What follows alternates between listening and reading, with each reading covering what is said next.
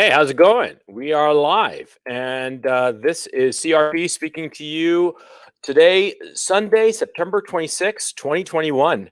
And this is the weekly webinar. Yeah, yeah, I just want to make sure that everybody can hear me properly. So, as usual, please give me a +1 before we get started. I'd appreciate it just to make sure that everything's copacetic.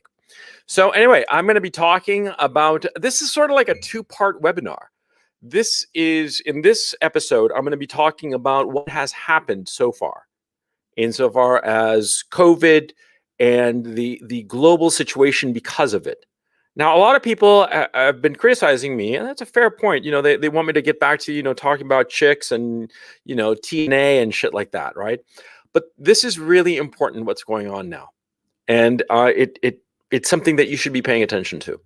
And if I'm a little bit tedious on the topic, well, it's because I realize that the moment that we are living through historically is world changing.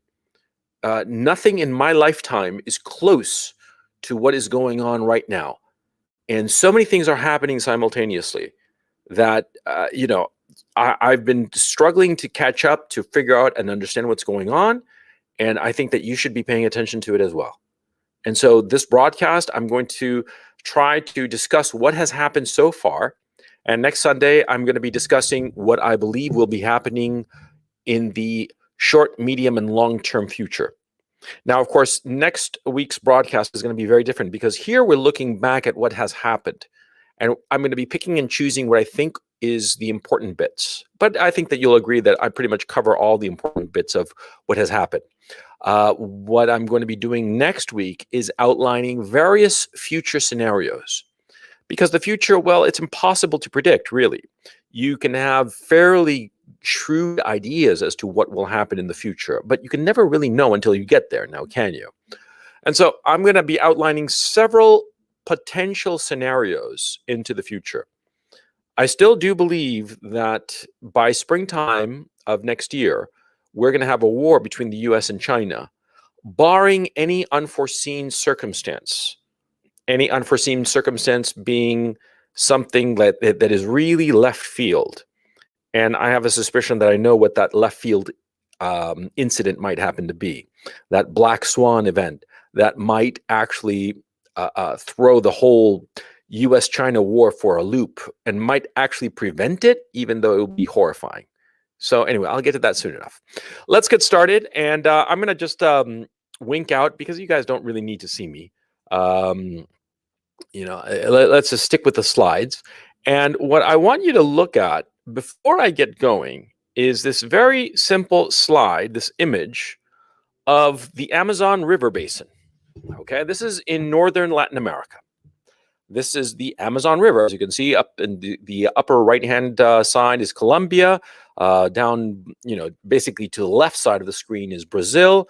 To the right side is Brazil. To the left side is the Pacific Ocean and Peru. And so you can get a sense of that enormous river, the Amazon River, the largest or second largest, perhaps, river in the world. I've never known. It doesn't really matter. They're huge, right? I mean, both the Amazon and the Nile. But the Amazon is very interesting because, as you can see, it's a couple of dozen smaller rivers that feed into the Amazon River. Now, of course, those small rivers, quote unquote, that's a relative term because those are enormous rivers. I mean, huge amounts of water are passing through those rivers. And where does that water come from? Well, quite naturally from smaller rivers. And where does the water come from? Those smaller rivers, from small streams. And you get my point. You see, how do you make a great river? You don't. You add up a whole bunch of small little streams, tiny little streams. And those tiny little streams become larger streams. And from larger streams, they become rivers. And from rivers, they become larger rivers. And all the larger rivers combine to make one gigantic super river, the Amazon. Now, this fractal diagram, because that's what it basically is, this is throughout nature. It's quite common. And you have to understand this and this notion of fractals adding up to one colossal river to understand that There is no one guiding hand pulling the strings behind some curtains somewhere. Okay. I have to emphasize this. So many people whom I consider smart, very intelligent, very knowledgeable, very well read, but they consistently fall for this notion of thinking that one great event, one great process has a single causal factor. That's a lie. That's an oversimplification. It's a stupid oversimplification. Because the fact is, every great process in our social, political, historic lives is the combination of a whole bunch of different factors coming together, realizing that they're going more or less in the same direction and helping one another, consciously or not, often is not unconsciously, often is not different groups, different factions, different individual leaders, individual citizens. They tend to act in certain ways because it is to their own best interest. And it just so happens that it's also in the best interest of some other person, some other group, some other faction, totally different interests, but it just so happens to be going in the same direction. You have to understand this if you're going to understand something as complex as what has happened over the last 24 months, since March of 2020. Okay? You have to understand that if you think that it's all part of the plan of the Bilderbergs and the Jews and the Rockefellers and whoever the fuck, then you are blinding yourself. And worst of all, you're probably playing into the psyop of somebody else, you know? Because one of the things I've learned in this process, especially as of late, is the amount of psychological warfare and manipulation and propaganda that is being spewed out, and that I realize retrospectively I fell for. I'm going to be very upfront about it. You guys remember last year in January, February of 2020, I was freaking out over this whole COVID situation. I have come to the conclusion that I was manipulated. And let me just turn on the camera so that you guys can see me, because I want to be on camera when you guys see me say this. Okay, I don't have a problem saying it because it's the truth. It's quite clear to me now, uh, almost 2 years after the fact, that I was psychologically manipulated by the information coming out of China. And I do believe that a lot of other influencers were also manipulated.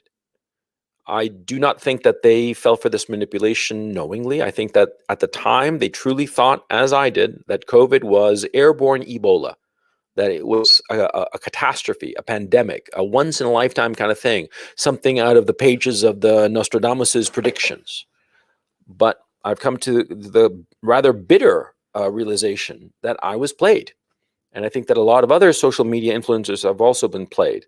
And I have come to understand the mechanisms by which I was played.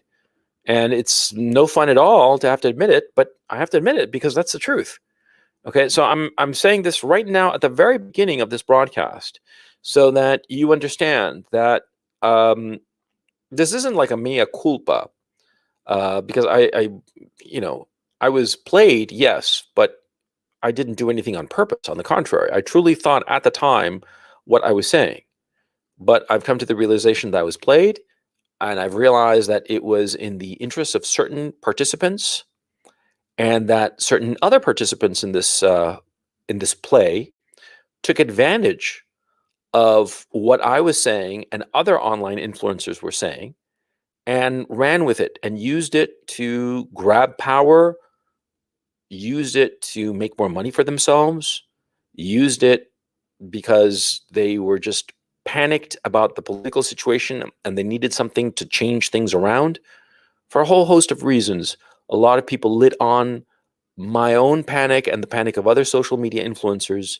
And I realized that I was part of the leading edge of people who fell for this psyop. And this psyop has had the consequences that we're experiencing right now. So, yeah.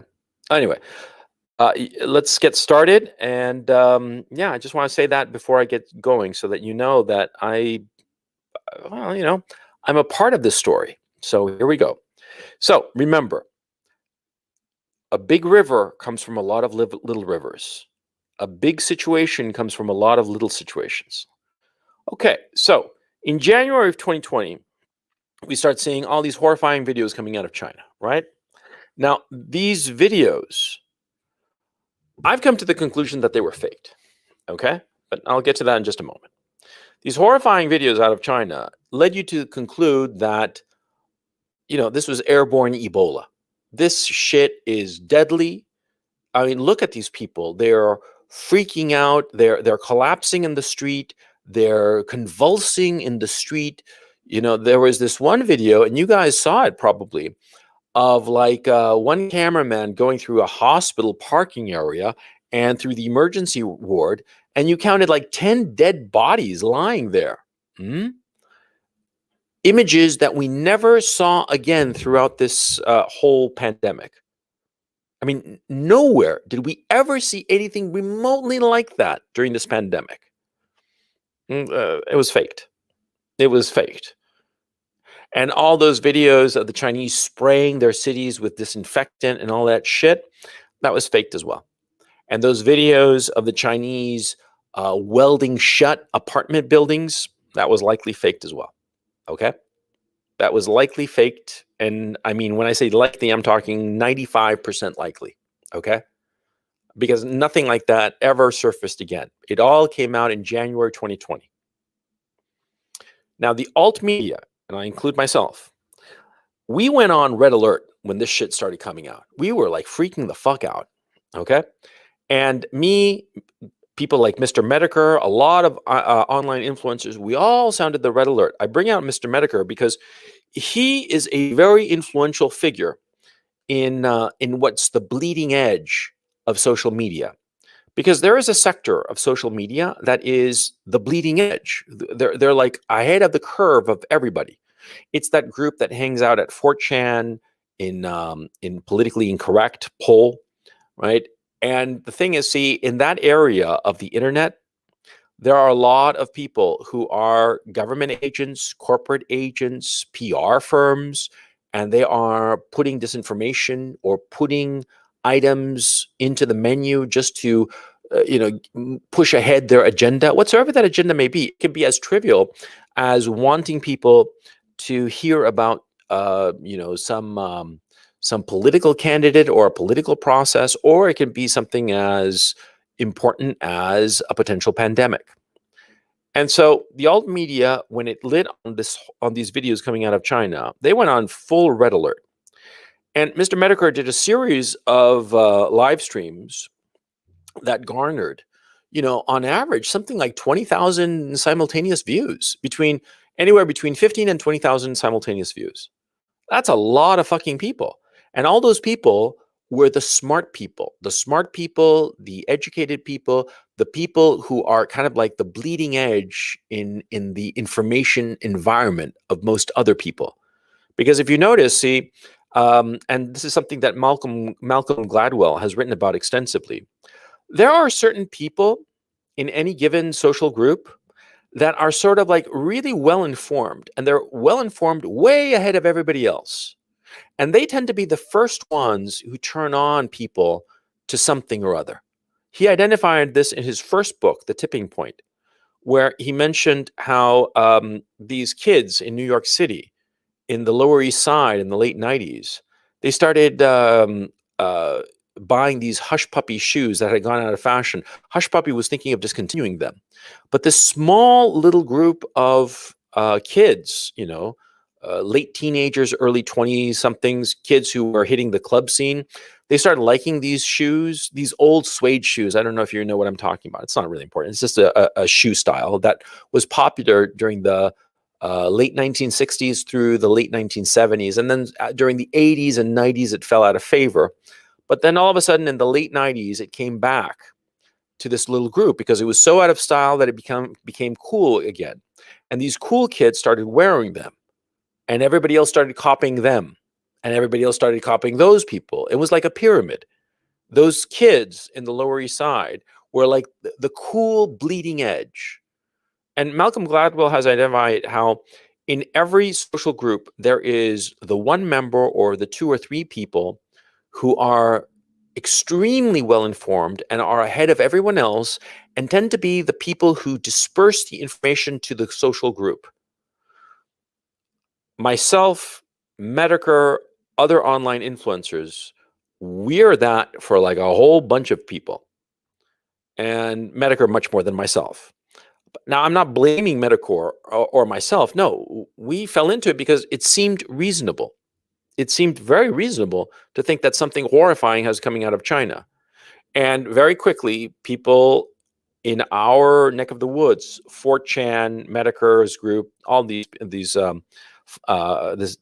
focus points of, basically autistic, very smart kids who with a lot of time in their hands, right? They all lit on the fact that probably this came from the Wuhan virology lab. And I think that's probably true, that it was probably an accident. They lit on that fact real early on, and they all hit on the fact that it was not like the fucking bat soup or whatever the fuck they were saying, that it probably leaked from this lab, and they even tracked down probably the patient zero, right? So this is all likely true, but the thing is, see, we broadcast this, okay? And then there were the early foci in January of 2020 of COVID infections and deaths in the West, specifically in Italy and Spain. And the fact is, the people who were dying were all older people with comorbidities, but they were all dying, a lot of them, okay? Especially around Torino, which was known to be an area where a lot of Chinese people came and worked. And so, yeah, it was some virus, probably man-made, probably accidentally released in the Wuhan lab, that had hopped on a plane and gotten to Torino, and a lot of Italian people, older people with heart conditions and whatnot, they got sick and they died, and they clogged up some hospitals with this with their disease, and they all died there. It was unusual, but it wasn't justification to shut down the whole world. Now, was it? Okay. Now, during February, not a hell of a lot happened, just a more drumbeat of this thing that's coming. But then all of a sudden, March 15, 2020, there's a global lockdown. And I remember it very clearly. I was on a plane from Ukraine to Amsterdam. And all of a sudden, they started taking people's temperature, which is just the dumbest fucking thing. Okay. But anyway, they started taking people's temperature, and people with guns, security people with guns were doing this, right? And all of a sudden, flights were canceled, social distancing, masks, the media going full blast, blah, blah, blah, red alert, red alert. We've got this horrible thing going on, this pandemic, right? And everything sort of like flipped on a dime. All of a sudden, the whole thing started going in this direction, right? Now, in the United States, Trump allowed each state to handle things as they saw fit. He really let the individual governors decide what they were going to do for their state. And he probably did it because he was being pushed by his own bureaucracy to shut the whole fucking thing down, on the one hand. But on the other, he probably realized he was too weak politically, and that might make him look weak if he put out an order and there was a lot of resistance. So my thinking is that Trump probably did this, letting the states decide what to do on their own, sort of like to not show himself to be weak, which was actually retrospectively a very smart decision, because, or a very a happy accident of a decision, because what it allowed us to compare states that had taken radically different measures. Okay. Now, there were certain realizations that happened following the March 15, 2020 lockdown. Okay. Now, bear in mind, this is the first of several slides. Okay. And so this one here, I'm just talking about the facts. I'm going to get to the questions and the other people and the people operating this scenario in just a minute. Okay. So just bear with me as I get through the facts. Okay. So March 15th, 2020, that's when the lockdowns roughly started, and they started globally. They started all at the same time, which made a lot of people very, very suspicious. Okay. And it's very reasonable that they became so suspicious, because it was all happening very swiftly and at the same time. And it started in America, but it swiftly just like spread out throughout the Western world. Okay. Okay. So that started there. But there were certain realizations that almost immediately I, for one, realized, and I acted accordingly, as a matter of fact. Um, look, full disclosure, and this is a quick parenthesis. I made a shit ton of fucking money off this fucking thing. Okay. I sold short a whole bunch of different companies in early February of 2020 because I figured that there would be chain disruptions coming out of China, and my bets were so spectacularly good that my counterparties, in a panic, decided to buy me out, and I sold literally at the bottom of the market, which for me was the top of the market, okay, because I sold short. And so because of this, I sold my positions at the perfect moment. I mean, it was like the dream of every trader to literally sell on the day that the market turns around, at the very peak, which I did. But it was luck. And I've mentioned this before, it was pure luck. And in March, late March of 2020, when I realized that commercial real estate was done, I pivoted my entire real estate portfolio out of commercial real estate, except for a couple of positions that I know that I have long-term contracts, and because of the nature of the businesses renting these commercial properties, I know that they'll never go anywhere, and they're not going to be affected by what happened. And what happened, the realization was that most office work can be done remotely. This has huge implications. You have to understand this is one of the something that people do not understand, how enormous the implication of that. Because you see, a whole class of people, the top roughly 15% or 20% of the and on the socioeconomic ladder in the Western countries, they can work from home. This is the vast majority of that top tier, top quintile of the society. So they looked at lockdowns like a good thing. Companies were realizing very quickly that their productivity was going up. Of course, because they didn't have the wear and tear of commuting. They didn't have the wear and tear of dressing up for work. Yeah, because they could do everything in their pajamas and flip-flops. Of course, who's around to see? Nobody. You're in the privacy of your own home. And maybe you set up your own home office, but it's the same fucking thing, right? So yeah, the fact that most office work could be done at home, that the majority of the top quintile of the socioeconomic hierarchy would have improved output, improved performance, improved productivity, be happier, and the company could save money, because what's the company basically doing? It's outsourcing its office space to its own workers.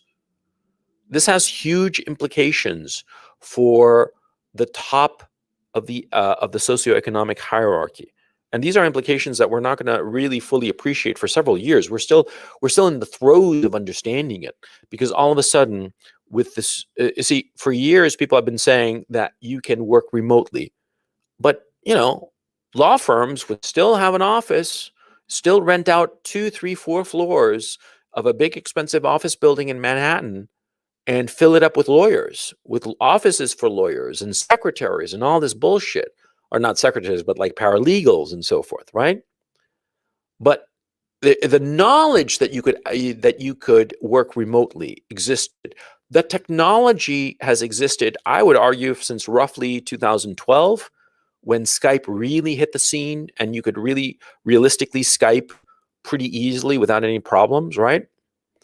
But it was only in March of 2020, because of the pandemic and because of the lockdown, that people were like, oh, yeah, we can work. This is great. This is really great. You have to understand that the top echelon of the population loves the lockdown because they get to work from home, and they save on commuting, and on the money that it takes to commute. They save on the wear and tear. And also, they're starting to realize, if they can work remotely, then why live in New York City?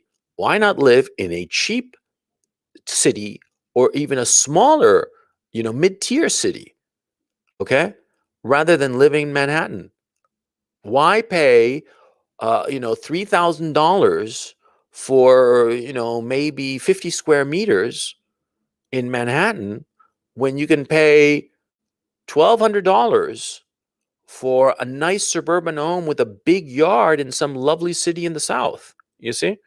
Now, of course, that kind of change didn't happen to everybody, but it happened to a lot of people, and a lot of people started realizing it. That was the first change. The second change: most people will comply with draconian measures so long as those draconian measures are framed as doing a moral good.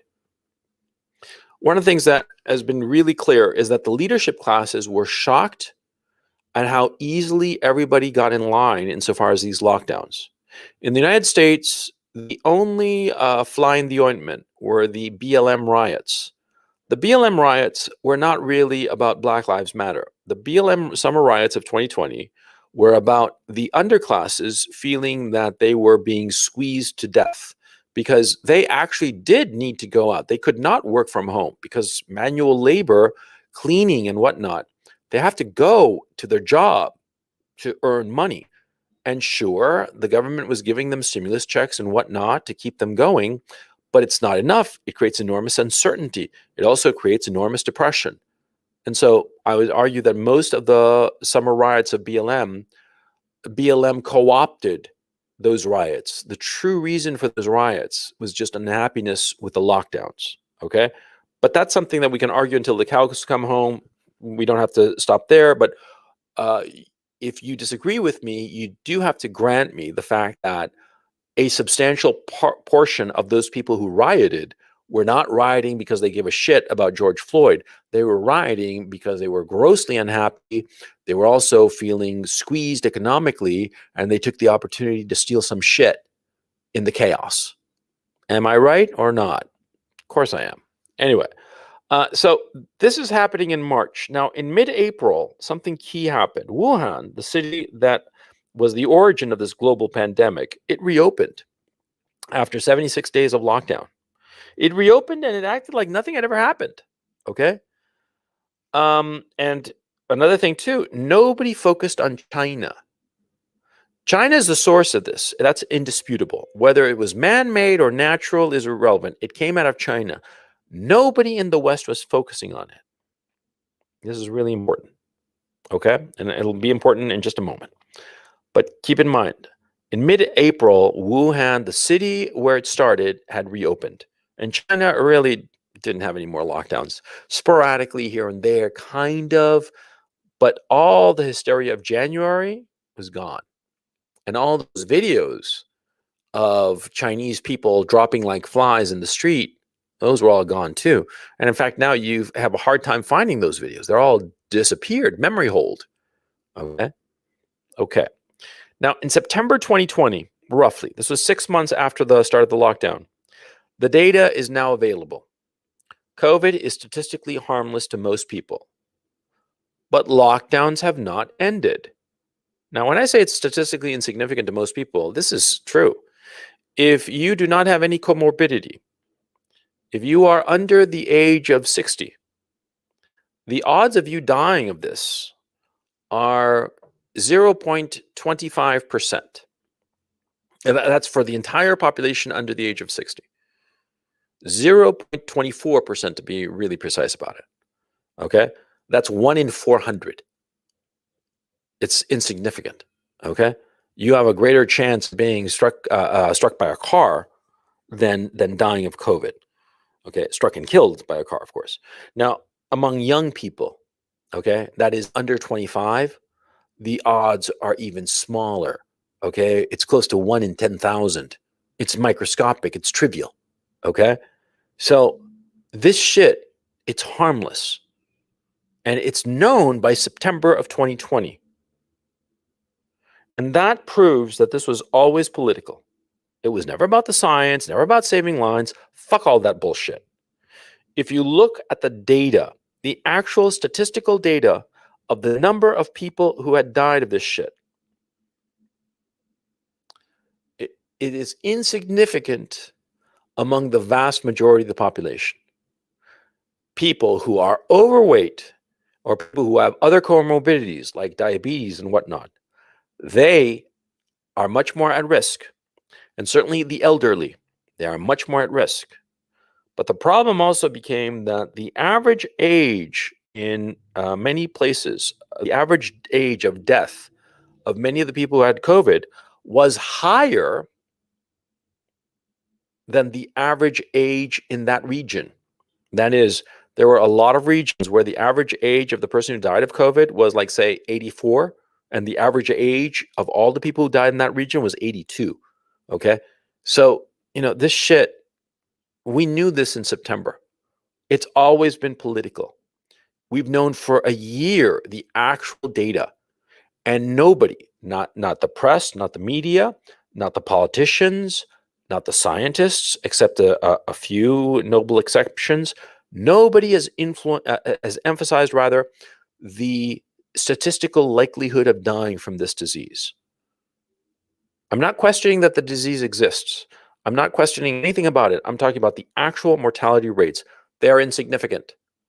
And we have known this for over a year as of today.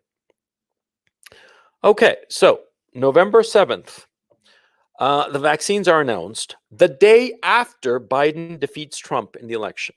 Okay. If that's not political, I don't know what is. And don't give me this bullshit that, oh, it was just a coincidence. Oh, come on, man. Come on. Yeah. We all know what the fuck was going on.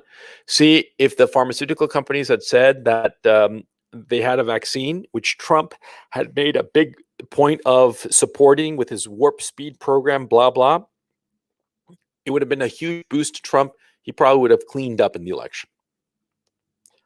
I mean, this is assuming, of course, that the election was clean. I don't believe it was, but let's just assume for the sake of argument that it was clean. Okay. Biden won, and the next day the vaccines are announced. Had it been reversed, that is, the vaccines announced before the election, Trump would have definitely won. Definitely. Okay. He would have been taking a big victory lap, even if it had been like 2 days before or a day before the election. He would have taken a big victory lap, done all the media, and he would have won. Okay. Okay, there's something else going on. In November, we're realizing that seasonal flu cases have virtually vanished, which makes zero sense. It doesn't make any sense at all. A Scientific American, I actually read an article from this time, right? Oh, well, no, the article was posted in April of 2021.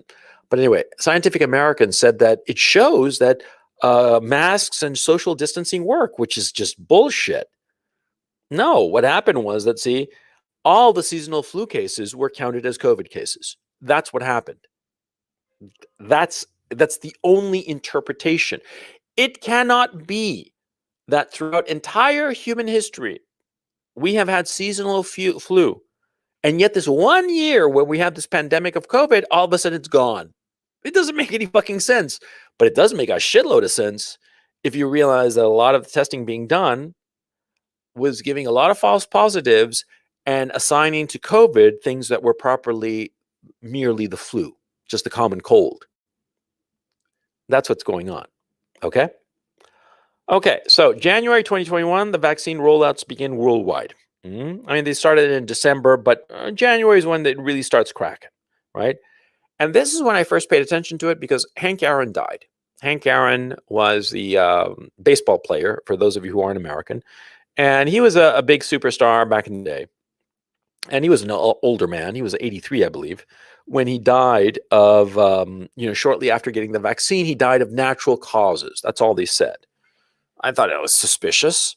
And the reason everybody knew that he'd been vaccinated was that he'd made a big to-do about it. He wanted African Americans to get the shot, and he'd made a big to-do about it. And shortly thereafter, he died.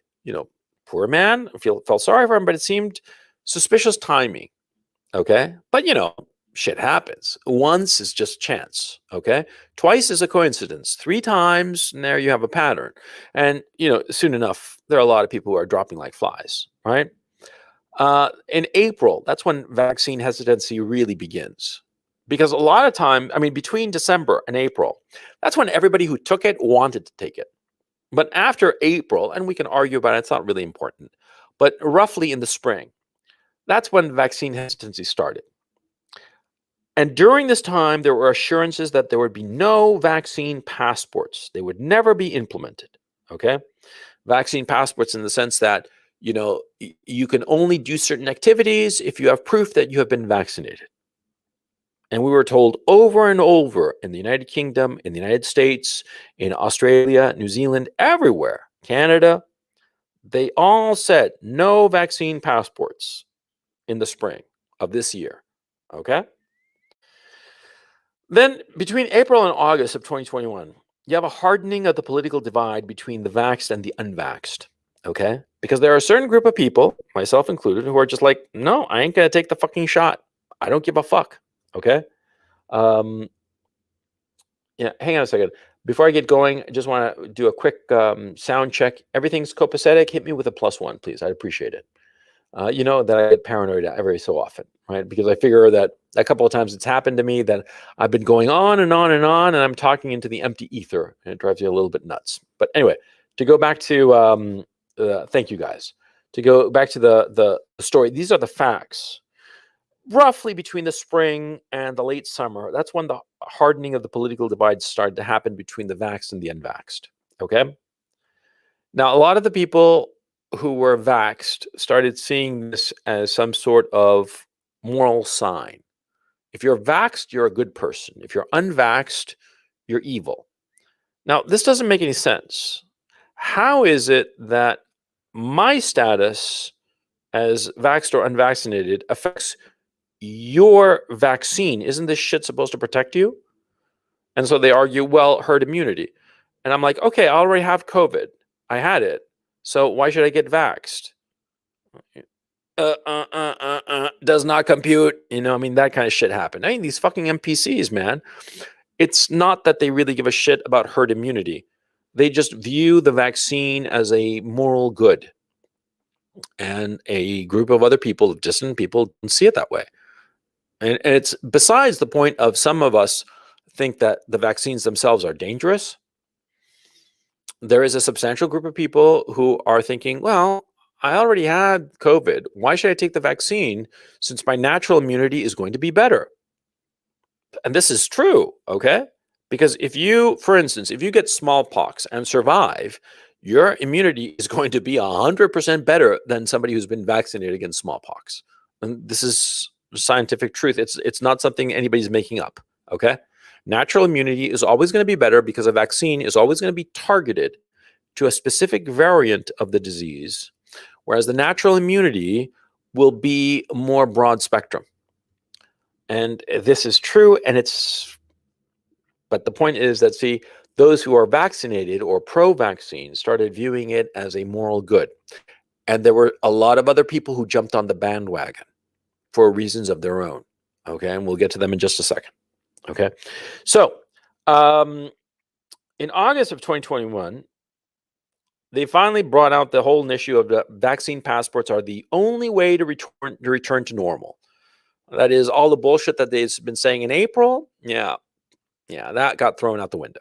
Okay, a lot of people said that they always intended to have the vaccine passports. Well, we'll see about that in just a second. But by late summer, they turned around. In August 17th, New Zealand went into full lockdown over a single case of COVID. Okay. Actually, I forgot to look up how many people live in New Zealand. Let's just posit I don't know, 7 million, 10 million people. It's not that big of a country. Okay. So anyway, chat real quick. Tell me how many people live in New Zealand.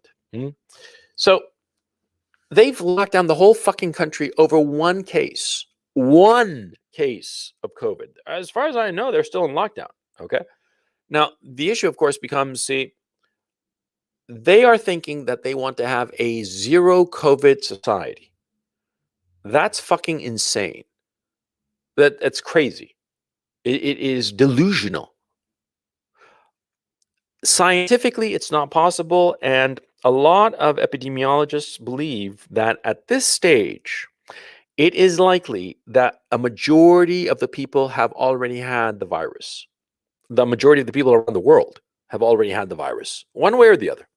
Either they got it and died, or they got it and survived. Just under 5 million people. Oh, thanks. I appreciated that. I didn't know it was that small, but You learn something every day. The more you learn. So most epidemiologists seem to agree that the virus has already gone around the world. Okay, the notion that you're going to have a whole country that's going to be completely free of COVID is insane. That's what they're aiming for, and because of it, they are essentially more locked down than North Korea. This is New Zealand we're talking about, one of the Western democracies, and they are more locked down than Korea, North Korea. This is crazy. The people are going along with it. The people are not disputing this in New Zealand. They're going along with it very placidly. See? This should really just freak the shit out of you. I mean, it freaks the shit out of me, to tell you the truth. How people can be so docile and just go along with something that's outrageous, that prima facie anybody with a high school education in this shit, which is what I have basically, sure, because I went to Dartmouth and Ivy League and all that good shit, but I studied fucking philosophy and Russian history. What the fuck do I know about viruses? I don't know fucking shit, right? All I know about this shit is what I remember from fucking high school. And even with that, very sketchy knowledge, I can tell you the notion that you can totally isolate a whole country from a virus is crazy. That means that you can't have any trade of any sort or any tourists or any visitors at all, because the visitors are going to be carrying this fucking virus. What the fuck are you talking about? But people are going along with this. And that's the key issue. People are going along with this in New Zealand. They're not resisting this shit. See? And it's patently absurd. But the premier of New Zealand, what's her name? Jacinda, what's her face, right? Horseface there. She's pushing this shit, and what does she get out of it? She gets more power. She gets to dictate the lives of 5 million New Zealanders. That's what's going on. Okay. So, September of 2021, Biden's famous "Our patience is running out" speech. That has to be one of the most totalitarian speeches ever given by an American president. I don't think of any speech at all ever comes close to the totalitarianism of that speech. It's basically saying you're going to get the fucking shot or you're going to get the fucking shot over a fucking vaccine for a fucking disease that people can survive. Huh? I mean, and let me phrase it, it's not that they can survive it. See, I mean, there are people who have survived Ebola. No, the vast majority of people who get it will survive it. The vast majority won't even realize that they got it. Okay? It's a disease so deadly that a lot of people don't realize that they have it until months later when they get some random test and they're like, oh, you have antibodies for it. Huh, who'd have thunk it? That's how deadly this fucking thing is. Okay? Our patience is running out, indeed. Okay. Australia is sliding very quickly into medical tyranny. Have you seen the videos of the last few days? I mean, they've gone so far as to shut down the internet there, prohibiting flights from taking off to film protesters, beating the ever-living fuck out of random protesters. Holy shit. I mean, there's this one video I saw where there's this guy, he's talking to a couple of cops. He's talking to cops, two of them, at least two, in some subway station. And some other cop comes up behind him, goes right at him, bear hugs him, flips him over, smashes him on the ground, smashing his head so hard against the ground that he passed out. I mean, he's a concussion, rendered unconscious right then. He was just standing there and he was talking to the cops, talking like rationally, like I'm talking to you. Well, let's just posit that I'm rational, but you see what I'm saying, man? Dude, what the fuck is going on? There's another video going around of some Australian woman. The cop is choking her, and you can see the glee on his face as he's choking her, and then slams her to the ground, gets on top of her, arrests her for what? She's not wearing a mask. All of this, blatant brutality of the police against their own citizenry over the fact that the woman isn't wearing a fucking mask. This is totalitarian insanity, man. But that's what's happened in Australia. And what's happening in Australia, it's going to happen in the States and in the UK and Canada too. Okay. Australia is just the bleeding edge. Okay. And don't fool yourself. Don't think, oh, it can't happen here. Fucker. 3 months ago, no Australian in his right mind would have said that the shit that's going on now in Australia would have happened. You say this back in like June of this year, 3 months ago, and people would have laughed in your face. They would have said, hey, what? What are you talking about? The police beating the shit out of defense, shooting rubber bullets at that place of the war memorial shit that they've got. That's like a big secular shrine that they have, right? No fucking way. That's never going to happen. They would have told you in June. And here we are in September, and they're fucking doing it. Mm-hmm. So don't give me this bullshit that it can't happen in the States. Don't give me this bullshit that in the States they have the Second Amendment. Don't give me that shit. Okay? It happens in Australia. It's going to happen in the States. It's going to happen in Canada. It's going to happen in the UK. That shit's, yeah. Anyway, let's ask the questions. The questions are key. Okay? That's roughly the sketching of events. I've skipped over a lot of shit because this presentation is going on long enough. Shit, man. I've gone 50 minutes already. I got a lot more to go, a lot more ground to cover. The important thing that we have to ask are a series of questions, because when you ask questions, you get answers, okay? And you got to keep these questions simple and to the point. To the online influencers, were those early videos from China for real? Likely no. Were we played by someone to sound an alarm that wasn't there? Yes.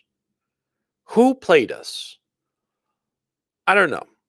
I mean, the obvious answer would be the Chinese Communist Party. Okay, fine. But what was the point? What were they trying to do? And that's something that we'll never know. You see, I do not believe, and I'll say this at the conclusion of these questions because I got like two slides of these questions. I do not believe that the Chinese planned this whole fucking thing. I don't believe that for a second. I do think that they create that. I do believe that the virus escaped from their lab. Absolutely. I do believe that the lab escaped and they wanted to cover it up. But I think also that they decided to take advantage of it because I think that they realized that there were deaths occurring that they couldn't really hide. So they decided to play it up and see what happens. But to tell you the truth, I do not know their motivation. It's clear that those early videos were faked. And so they had to be produced in China. And no way was like some company or some prankster doing these videos. And the way that were distributed, no, it had to be the Chinese government. What was their motivation? What was their plan? I don't know. To think that they had it all so clearly mapped out that it would like collapse the global economy, bullshit. I think it was probably something more pedestrian. Okay. But we'll never really know. Okay. Was I used? Fuck yeah. Fuck yeah. They used me. No question. Okay.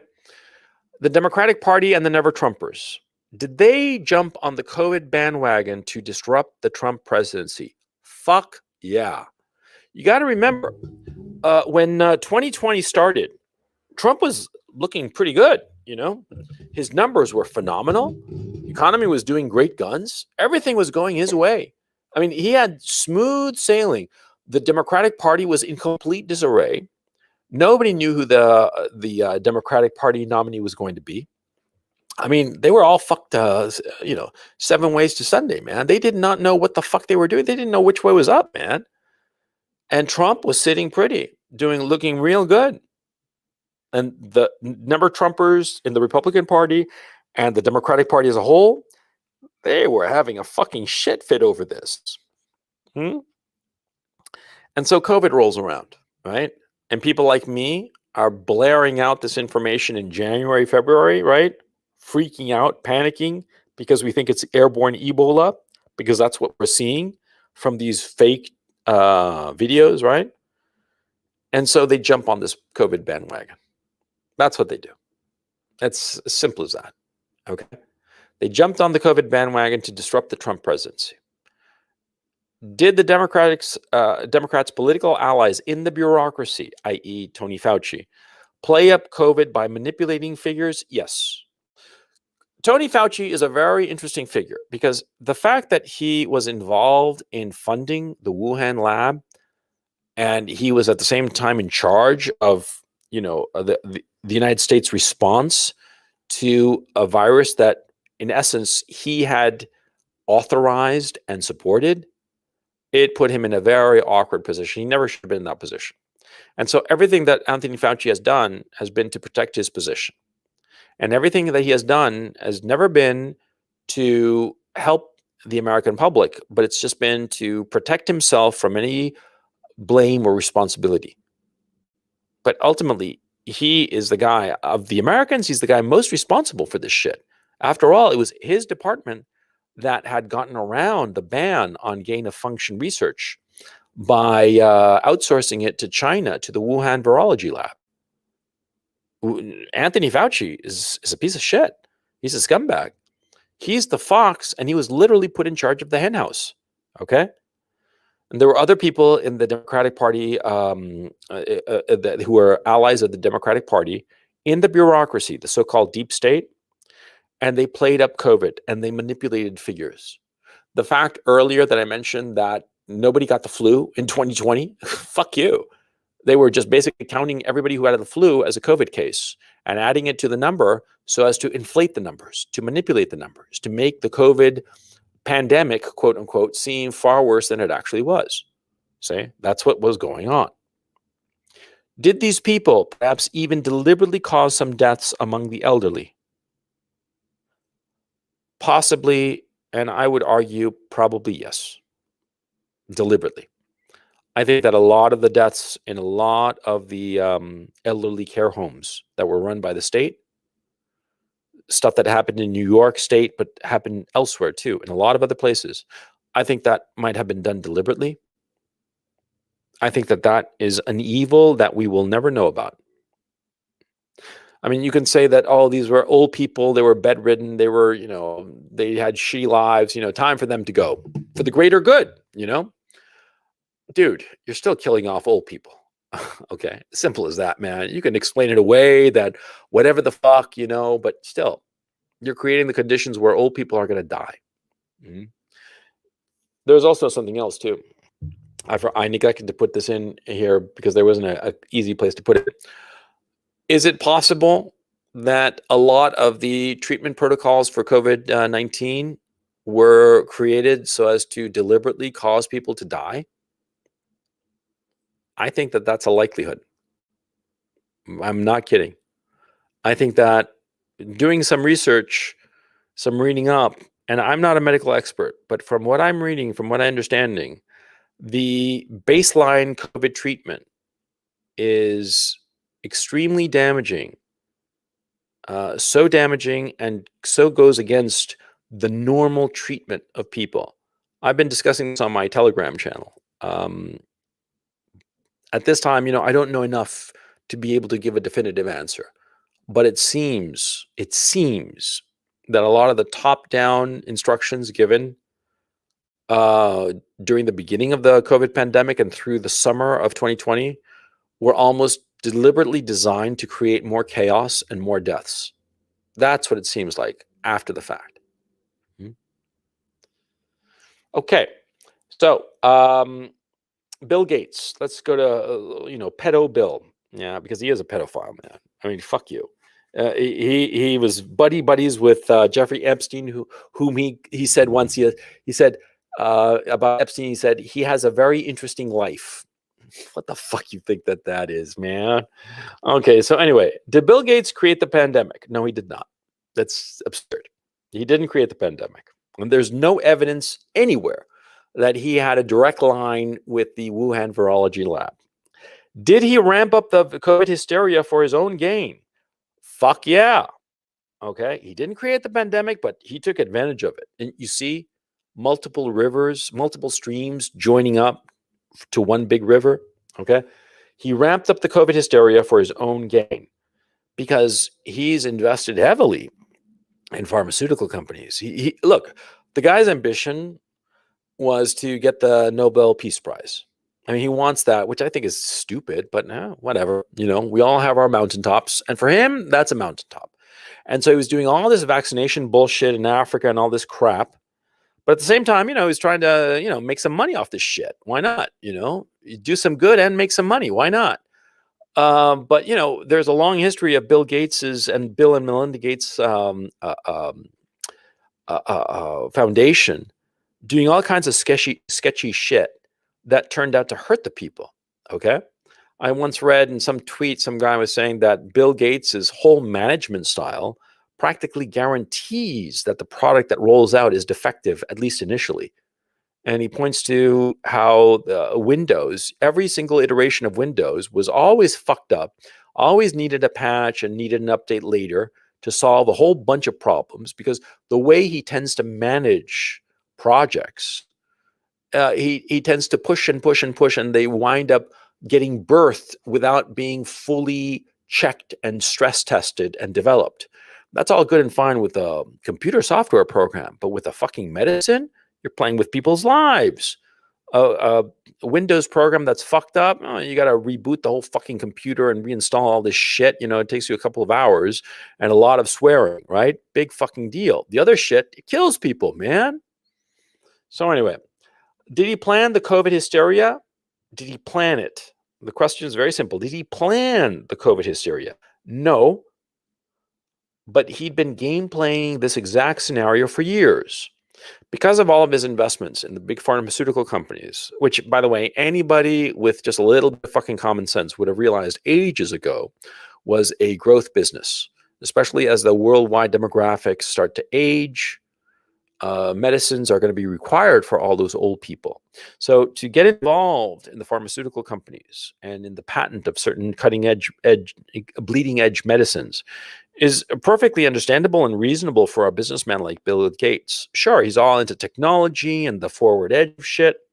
So of course he's going to invest in pharmaceutical companies. Of course he's going to invest in all kinds of patents to create all kinds of super drugs that will do all kinds of shit,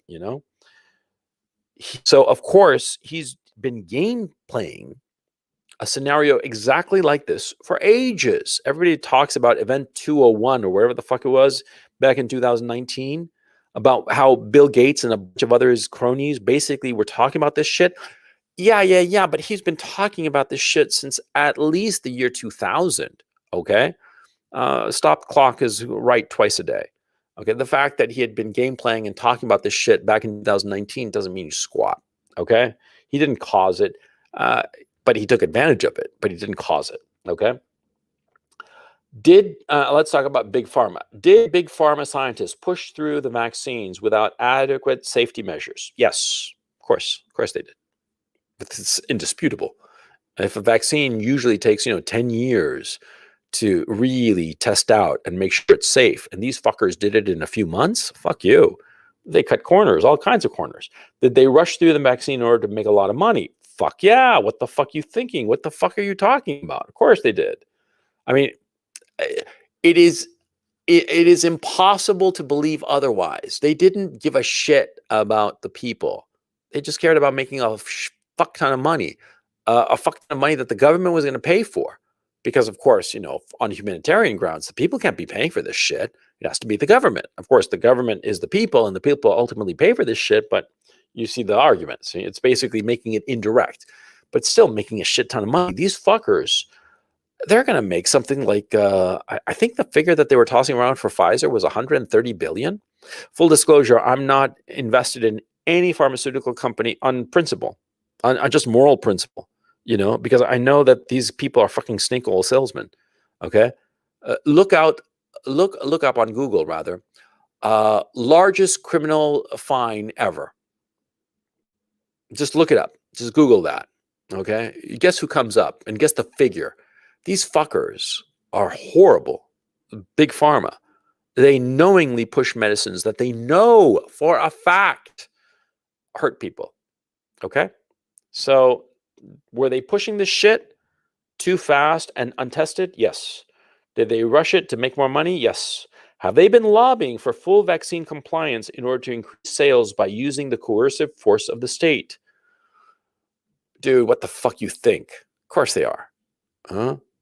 Think of it. See, I'm a pharmaceutical company.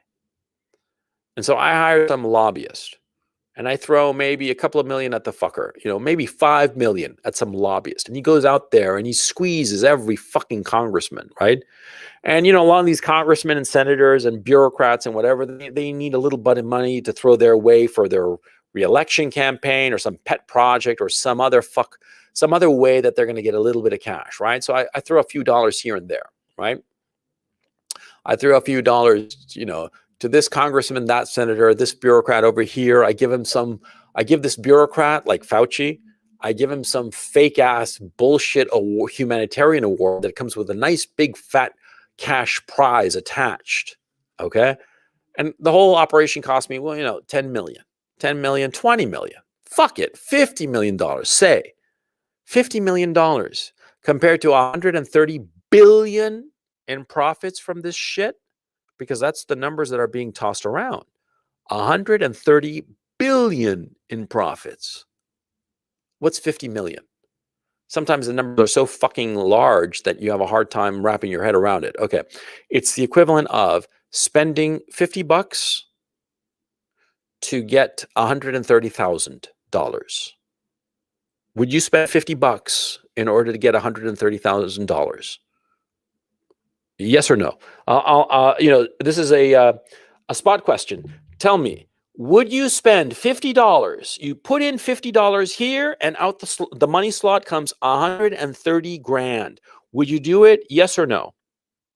I'll wait for Chad to catch up. But you see my point, man. I mean, these fuckers are slimy fucks. Okay. Next question. Yeah, +1 without hesitation. Of course, because we're all fucking, sensible dudes. And that's the equivalent, okay? I mean, because when I say 50 million and 130 billion, they're so large that you can't get a handle on it. So knock off 6 zeros. $50 will get you $130,000. You do it, yes or no? Fuck yeah. Okay? Exactly. So anyway, have this big pharma suppressed data indicating how dangerous that vaccines really are? Dude, does a bear shit in the woods? Fuck yeah. I got a money train that's making me $130,000, right? I only had to spend $50 and I'm getting $130,000. But it might be fucking dangerous. What the fuck you think I'm going to do? I'm going to throw a few pennies, maybe a few bucks. Maybe I'll throw like a whole $10 to keep that information quiet. See, because that's what we're talking about here. It's $130,000. Do you want that gravy train to end? No. So you want to suppress any information that says that this shit is harmful. Of course you do. So you throw some money at it. You throw $10 million, maybe even $20 million at PR firms, at hackers who will go out there and do all kinds of psyops on influencers and shit like that. Would you spend $20 million, i.e. in the metaphor before, $20 to save $130,000? Of course you would. You see? So of course they're suppressing this information. Now, big tech. Did they gain from the pandemic measures? And here we're starting to see the intersections. Did they gain from the pandemic measures? Absolutely. See, number one, Amazon was the big winner, by the way. Amazon is the big winner of this pandemic, and they want this fucker to keep on going, okay? Because Amazon killed off the brick and mortar shops. They're dead as Dillinger. The only brick and mortar shops that are still more or less standing are going to be like Walmart, Costco, and supermarkets. That's it. Amazon is trying its damnedest to be able to replace even the fucking supermarkets with its same day delivery. I mean, good on them, but they're just totally destroying brick and mortar shops. Okay, now why does that matter? Well, because brick and mortar shops employ a huge segment of the population. Say, but okay, forget about that part. See, let's look at the gains that big tech got. Killed off brick and mortar shops. Virtual offices are fully tech dependent. Like, for instance, I got the StreamYard shit, right? And I pay a few bucks. Actually, I forgot how much I pay. I think I want to say $50 or $70. I forgot. I don't pay much attention because it's just on my credit card. This is one more expense, right? But all that money that goes to StreamYards every month, yeah. If you got more sophisticated work from home type situation, you're going to spend a lot of money, but it's still going to be for you, for the worker, it's going to be cheaper than the commute. And if your employer is paying for it, it's still going to be cheaper than the big office space. It's going to be a lot cheaper. Okay, so the big tech firms, they gain from the pandemic. Do big tech firms stand to gain from vaccine passports and a social credit system? Of course they do. Of course they do. See? Because they're going to be using more technology, more of their systems, and they're going to be able to integrate more information about individuals with other bits of information that they have about those various individuals, and be able to tailor more ads to them, more information. They're also going to start to manipulate people. Well, they're already manipulating people, and it's very easy to manipulate them in order to do certain things that they want by showing them certain things that they will click on, and that will click on that and eventually make a sale somewhere to somebody. So fuck yeah, big tech is all in favor of the vaccine passports, and not for this nefarious reason of controlling people. No, it's just to sell them shit, just to sell them more shit. See? But see, look, see how they realized almost immediately that the pandemic helped them. In March of 2020, they realized that the pandemic helped them, and they wanted to make sure that the pandemic did not stop. Because if the pandemic stopped, if the lockdowns ended, then people would go back to the office. They would have said, oh, it was really nice to work from home, but now we're back in the office. Big tech needed to make sure that the lockdown endured. It went on and on and on and on. Just like the Democratic Party needed the lockdowns to go on and on and on and on to get the people more and more miserable and blaming Trump for their misery. So you see how these two streams came together and became a new river.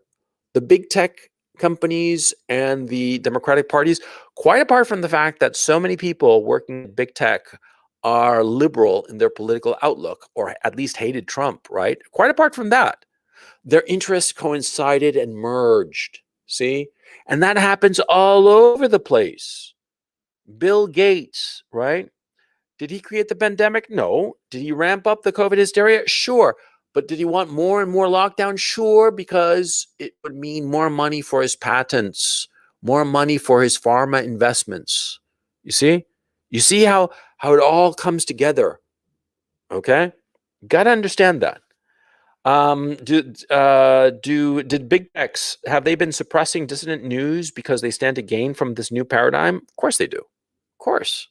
I mean, quite apart from the fact that a lot of big tech politically sympathize with the Democratic Party, they're going to want to suppress dissident news, dissident information, and label it medical misinformation. And calling it medical misinformation is pretty big, because you call it like fake news, and that fake news moniker has sort of like lost its glow, right? But you call it medical misinformation, everybody's like, oh my God, it's like, somebody's trying to sell me some snake oil that will kill me, and people reject it automatically because people are wary of their health, right? And so you label something medical misinformation or ban it outright, yeah, see? You keep on with this lockdown, which helps them.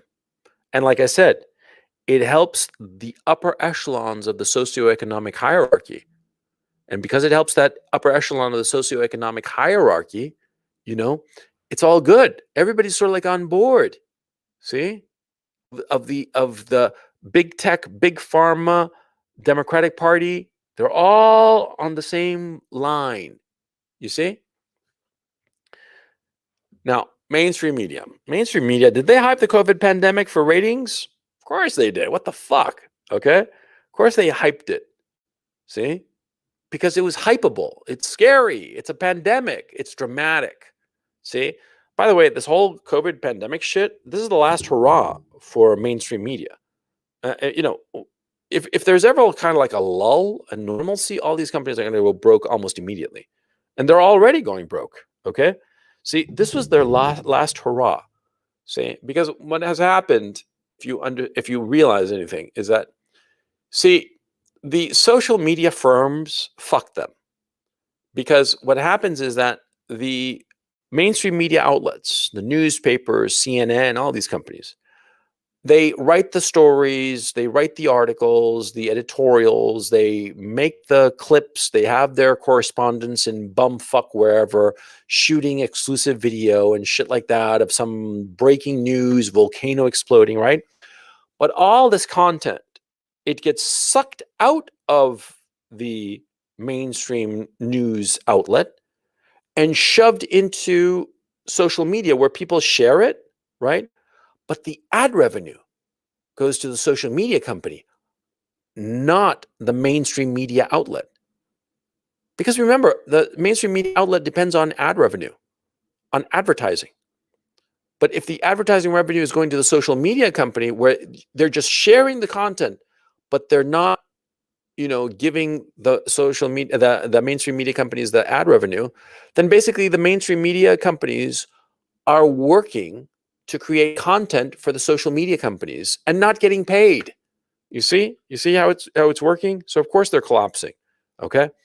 So anyway, they did it for ratings and they got the ratings, but this was just like a last shot of of adrenaline before the death rattle. Okay. Has the mainstream media at any time painted an accurate picture of what is going on with COVID? No, because it's not in their interests. See, their interest is to prolong the pandemic and make it as scary as possible to get eyeballs on. But if they start looking at the data, the statistical data, insofar as actual mortality of COVID, and then that automatically shows that, it's harmless. Because if all the data for just about every demographic is 99 point something survivability rating, everybody's going to be like, oh, so this is a big nothing burger, which it is. Because bottom line, that's what we're talking about. We're talking about a big nothing burger. Okay. But if they say that, then nobody's going to be watching the news. Nobody's going to have their eyes glued to CNN to see the latest development, the latest talking head talking about whatever the fuck, right? I mean, ask yourself, why is it so hard to find a simple chart with the mortality rates of the different age brackets insofar as COVID-19 is concerned? Why is it so hard? They have all these charts, all this data, but that simple chart, the mortality rate, which ultimately is the only chart that really matters, it's incredibly hard to come by. Why do you think? You think it's by chance? No. Because if they show that chart, that simple chart that shows every age group, 0 to 15, then 16 to 25, then 26 to 35, then 36 to 50, then 51 to 65, then 65 to, I don't know, 75, and then 75 and up. If they show those percentages of all those groups, all of those numbers except the last little group, they're all 99 and something. I mean, for kids, for 0 to 15, it's 99.99. It's insignificant, okay? And for even old guys like me, 53 years old, I think mine is 99.76. I think that's it. I think that I'm supposed to hit like the exact average of the whole demographic, right? And of course, the ones who really are in trouble are the very elderly, which I don't mean this in a cold way or a insensitive way, but they're going to die anyway. Okay, it's not that big of a deal. I mean, if it's not COVID, it's going to be something else. Okay, I mean, yeah, if you're 75 and aging, it's nobody lives forever, right? So the people who are 75, yeah, they got like a 97% chance of dying of this shit, right? Or perhaps a little bit more. I forgot the numbers. It doesn't really matter, but you see my point. It's still better than 90% survivability of this shit, right? The only people who are really in trouble are the people who are fat. The fatter you are, the worse it's going to be, okay? And the fat people are dropping like flies, okay? But the people who don't have any comorbidities are fine. It's no big deal. But see, if this chart were to be pushed on CNN, if they started showing this chart all the fucking time, all of a sudden people would start to, oh, that's the chart. Oh, I don't have to worry about this. Click, and they turn off CNN. So what does CNN do? It puts a little counter of the people who are dying, of course. Oh, look, another person died. Click on the counter. Oh my God, another person died. Which statistically doesn't mean squat, right? But keeps people's eyes glued to the TV. You see? See, that's why mainstream was pushing this shit. The Democrats were pushing it. Big tech was pushing it. The mainstream media was pushing it. For different reasons, they all got on the same boat. Okay? Did the mainstream media collude with the DNC to hurt Trump? Probably yes. Well, no, not probably. Yes, they did. And they hated him. Okay. But also they realized that he was good for ratings. And so if they figured also if they push Trump, they push the COVID narrative and they push how fucked up his response is, even if it's perfectly reasonable, because whatever Trump did, it was automatically bad, orange man bad, it just gave him a bump to the ratings. Okay. Are they colluding with Big Pharma over the vaccines? Well, it's complicated. See, and here we come to a part that's fairly interesting. The question is the mainstream media colluding with Big Pharma over the vaccines? And before I launch into an argument, a discussion of this, sorry to be a pain, just hit me with a +1 to make sure that everything is still copacetic. Okay. Yeah, so they are colluding, but it's not that they're colluding in the sense that Big Pharma is paying them and they're doing the bidding of Big Pharma. No, because their interests are aligned. And see, mainstream media has realized that the only way they get eyeballs is by outrage. Okay, and so they are outraged by anybody who's not vaccinated, and this, of course, plays into what Big Pharma wants. And so again, it's a river. It's two streams that join up to form a river. See. Big Pharma wants people to be vaccinated. Mainstream media because they get money, of course, for every shot. Mainstream media wants eyeballs on the screen. And the way to get eyeballs on the screen is with moral outrage. And so they identify vaccinated people as morally righteous and the unvaccinated as evil, as the unrighteous. See? And that's how it happens. See? And they both get what they want. Now, let's talk about the Western leaders. This is a sad section. Why did they impose lockdowns in March of 2020? Well, bottom line, panic. They freaked the fuck out. They didn't know what to do.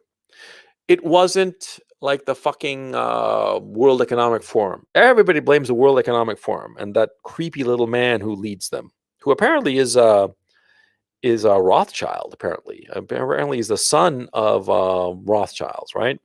What's his name? Schwab, right? But anyway, look, see, the World Economic Forum, okay, is not leading shit. You know what it is? You know what the World Economic Forum is? It's that guy who runs to the head of the crowd and claims to be leading it. That's what it is, okay? See, because this is what the World Economic Forum actually is. And I know this because I know a few people who have gone there, okay? I myself have never been there. I mean, I went to Davos years ago, but it was not when the World Economic Forum was going on. But I know a few people have been there. And what it is basically a place to network, a chance to network with a lot of very interesting people, okay? A lot of very high-level people, okay? Now, you got to keep in mind, see, high-level people, they're not hanging out, at some club or something like that. They're living their lives, and they're very busy. And they're traveling here and there for their businesses, see? Like a guy like Jeff Bezos, okay? You think that he and Bill Gates hang out all the time? No. They've probably met like maybe 3 times in their lives. Why? Because they're fucking busy. That's why. See? And an opportunity like Davos, like the World Economic Forum, every year to go there and meet a lot of people that you would want to meet because potentially your company and their company could work together and do a lot of good shit together. It's priceless. But it's just a social thing. Doesn't mean shit. Doesn't mean that they're, conspiring to rule the world and lead the world off of whatever cliff you have in your mind. No. It's just you have to think of it as a trade show, only a very high level. It's exactly like a trade show. You know, one of those trade shows like in Vegas where, like, for instance, like all the locksmiths hang out and talk about like locks and shit. All the, not locksmiths, I mean lock manufacturers, right? They all hang out and they talk about their latest product, you know, and they see if they can work together or not, or maybe swap a few patents here or there. You know, I'll take your patent for this thing and you take mine for that thing, and maybe we can both make some money. That kind of shit, right? Yeah, it's a trade conference only at a very high level. It's a trade show at a high level, but it's the same fucking principle. And have you ever heard of some trade show being the leader of any fucking industry? No, of course not. It would be absurd. It's absurd because the trade show is just a place where you network and meet people, meet potential partners or potential clients, or potential employers or whatever the fuck. But in and of itself, it's nothing. Okay, that's what Davos is. That's what the World Economic Forum is. They are just the guys who claim to be leading shit, but they're just, you know, running to stay in front of the crowd. Okay, understand that. A lot of people who are pretty smart in a lot of other ways fail to grasp this, and they sound stupid. Okay, because like I said, these people, they're not hanging out. They don't even actually have a reasonable chance of meeting up with one another because they have busy lives and a lot of obligations. Okay, so where was I? Lost track of where I was at. Oh yeah, I went off track because it doesn't matter. The point is, why did they impose lockdowns in March of 2020? They panicked. Simple as that. They panicked. They didn't know what to do. Okay, and they got a little freaked out. Okay, in my own sense, and only historians will be able to piece this together, but it's going to be a fucking nightmare to piece this together. Maybe they never will. But my thinking is that, see, Fauci pushed the lockdown idea on Trump, and Trump was like, "Okay, let's try it. I mean, you guys know better." Okay, because Trump, one of his failings as a president, though probably not as an executive, was that his willingness to think that his underlings knew more or less what they were doing and were doing it for the betterment of the overall firm. But of course, in the government, especially in the current corrupt American government, a lot of these bureaucrats have their own fucking agenda. Fauci had an agenda. Fauci had the agenda of protecting Fauci because he was the guy who had paid for this gain of research, gain of function research. So he wanted to protect himself. So anyway, he pushed the lockdown, and the lockdowns got imposed and all the rest of it. Okay. And why did they all impose the same measures? This is the key question. A lot of people wonder about this, and it's very, very, very easy to understand. Think of it as the three blind mice problem. See, they followed their peers because Trump, they might not have liked him, but he was being advised by the entrenched bureaucrats in Washington to lock down. And so everybody locked down because they were taking their cue from the Americans' response. You see? They weren't thinking to themselves, what would work best for us? No. They were looking at their peers, because you have to understand something. With globalization, we have come to a position very, very similar to the first world, to just before the First World War in Europe, that all the leaders, both the acknowledged leaders, but also the entrenched bureaucrats and key people in the bureaucracy of the various states of the Western democracies, they are all friends and they are all related to each other, not by blood, but by belonging to the same organizations, belonging to the same, having gone to the same universities or similar universities. See, Bill Clinton went to Oxford on a Rhodes Scholarship, right? He went a little bit before Boris Johnson, but you know, if they meet up, they're going to have shitloads in common to talk about Oxford, the good old days back in Oxford, right? Same with all these fucking people. They all have a lot of overlapping institutions where they were brought up, where they were trained and formed. They have more in common with each other than with their own citizens. There's a famous picture taken at the funeral of Edward VII, I believe. Yeah, I believe it was Edward VII. It was 9 kings of Europe. There was Tsar Nicholas. There was Kaiser Wilhelm and King George, whatever the fifth, I guess he was. 9 kings, and the king of Denmark, the king of Sweden, and they were sitting there in their uniforms, and it's a very powerful picture. They looked regal. There were 9 kings, man, and they were all related by blood.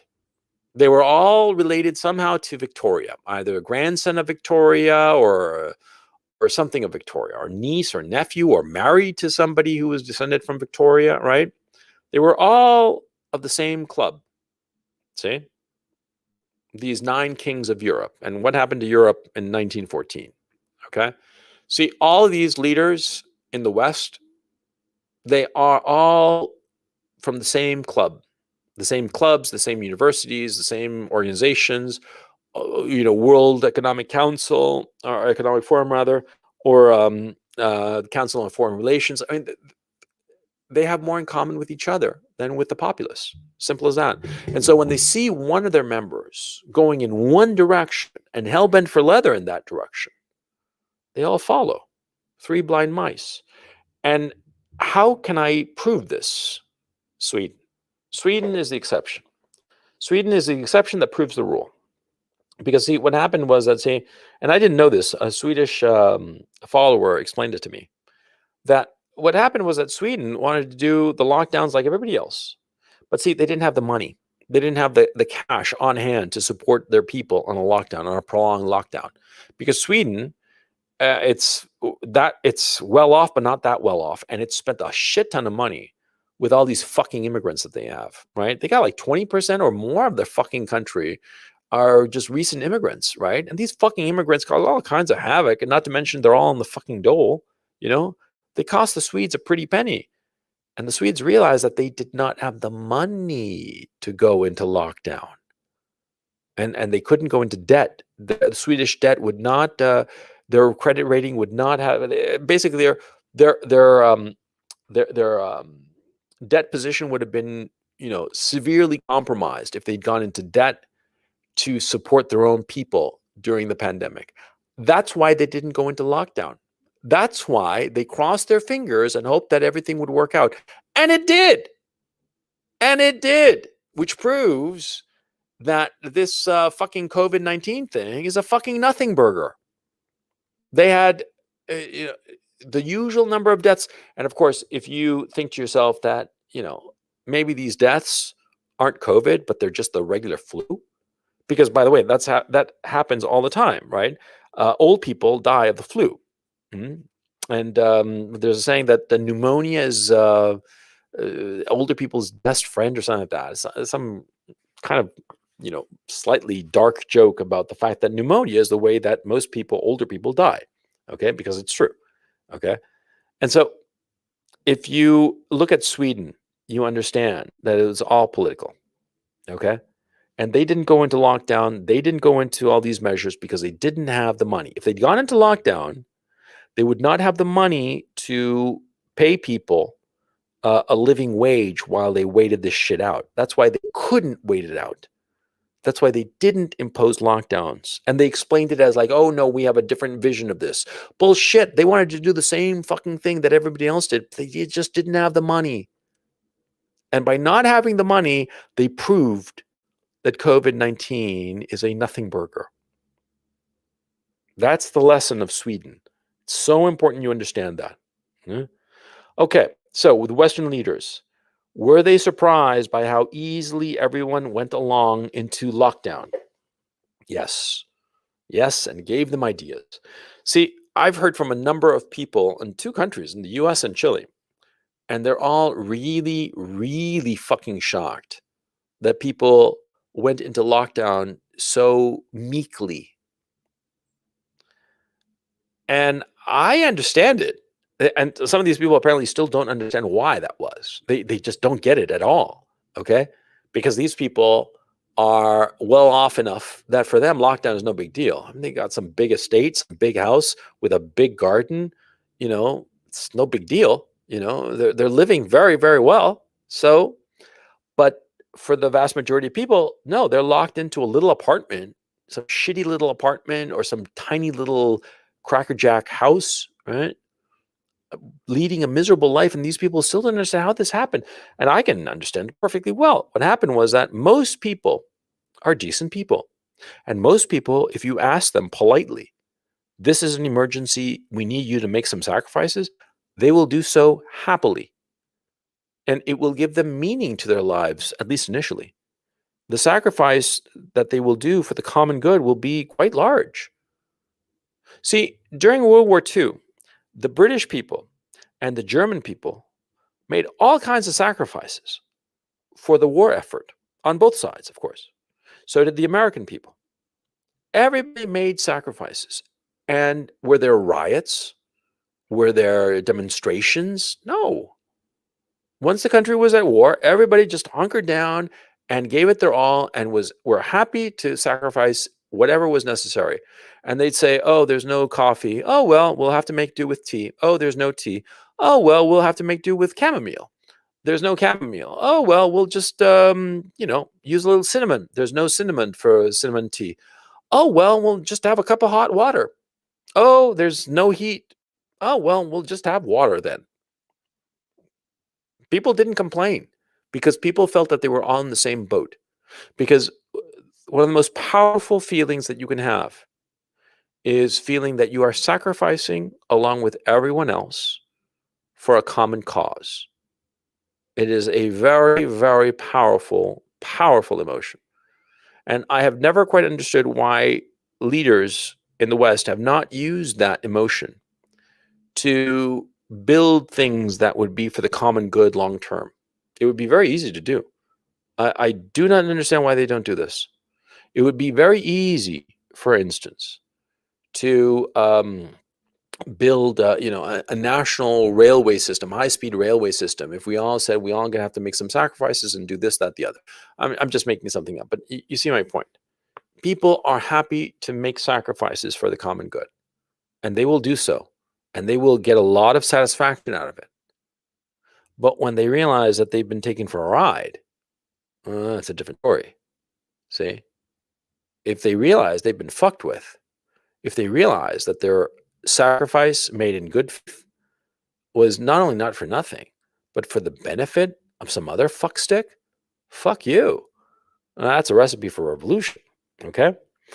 And the leaders know this now. See? What's going on in Australia, the protests there, it's essentially the people are realizing that this was all bullshit.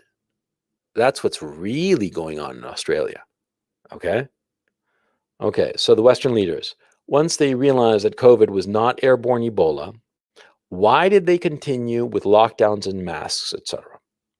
Well, in the States, it was all about the election in November. See, nobody reasonable by the end of the summer of 2020 could say that this was airborne Ebola. And the stats were in, as I explained before, by September. I mean, stats were coming in by like June, July. It was pretty fucking obvious that this shit was not airborne Ebola. But by September, it was fucking crystal clear. And yet they continued. Why? Because of the election in November. That's why. Simple as that. And so the other countries followed the American lead. Now, why did they follow the American lead? For reasons of their own. But basically, it had to do with their own power grabs, with their own leaders trying to grab more power. Huh? Another question. Do the Western leaders have any intention of returning their emergency powers? Of course not.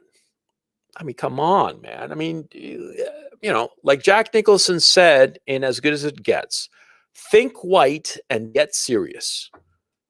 What leader who has tasted absolute power is going to be willing to give it up? In history, there has only been two, Cincinnatus and George Washington. Those are the only two leaders in world history who ever did so, who had absolute power in their hands and said, no, thank you, and just left it there and walked away. Those are the only two men in recorded history. Every other leader, when he's gotten a little bit of power, by hook or by crook, he's tried to hold on to that power and not give it up. And what you think that Boris Johnson, Joe Biden, Kamala Harris, or any of the other, or Justin Trudeau, or any of these other fucksticks is on the level with George Washington and Cincinnati, fuck you, man. They're cocksucking faggot bitches who want more power. That's what they're all about. Okay? So they're not going to give up any more of their power. And in fact, they're going to do everything in their power to maintain their power. Of course. Did they bend to big pharma? Well, yes. Yes, they did. Okay? But it's a qualified yes. Because it's not so much that they bent to big pharma, but they also used big pharma to their advantage. Okay? Because now with the whole vaccine and the vaccine becoming a moral issue, they bent to big pharma by way of the contracts. And if you read those contracts, Jesus Christ, they're fucking horrifying, right? I mean, the big pharma is zero liability, and they get all kinds of indemnity if they're not paid. I mean, all kinds of just really. I mean, dude, I've seen mafia contracts which were easier than these fucking pharma contracts. I'm kidding. I've never seen a mafia contract, but you know what I mean. So big pharma really stuck it to these leaders, but these leaders now are using big pharma because they're using the vaccine to control people. See. And they control them, see, very simply. You have to have the vaccine, and the leaders use the coercive power of the state to get people to vaccinate, right? And that, to a lot of people who are vaccinated, it seems like a good thing. Yes, sure, of course, you should, oblige people to get the vaccine. It's for your own good. It's saving lives. It's follow the science, all that good bullshit, right? But see, once you have forced people to take a vaccine, then it's really easy to force people to take another vaccine, or maybe to give up something, like give up their guns, or give up their right to protest, or give up something other. If you give up your bodily autonomy, okay, even if it's apparently justified for the sake of saving lives and following the science and all that bullshit, right? Even so, you've given up your bodily autonomy. So you don't have a leg to stand on, sorry for the pun, insofar as other rights that you might think that you can't give up. Your right to free speech, your right to freedom of assembly, your right to bear arms, all kinds of rights, right to property. You see what I'm saying? This shit opens all kinds of doors. And the leaders know it. And in fact, they're counting on it. Yeah. Are the Western leaders potentially responsible for the deaths from the vaccines? Yes. Yes, because they know. And that's precisely why they have the incentive to push them harder. How does this work? Very simple. See, at first, I'm sure in January, February, the politicians were pushing these vaccines, right?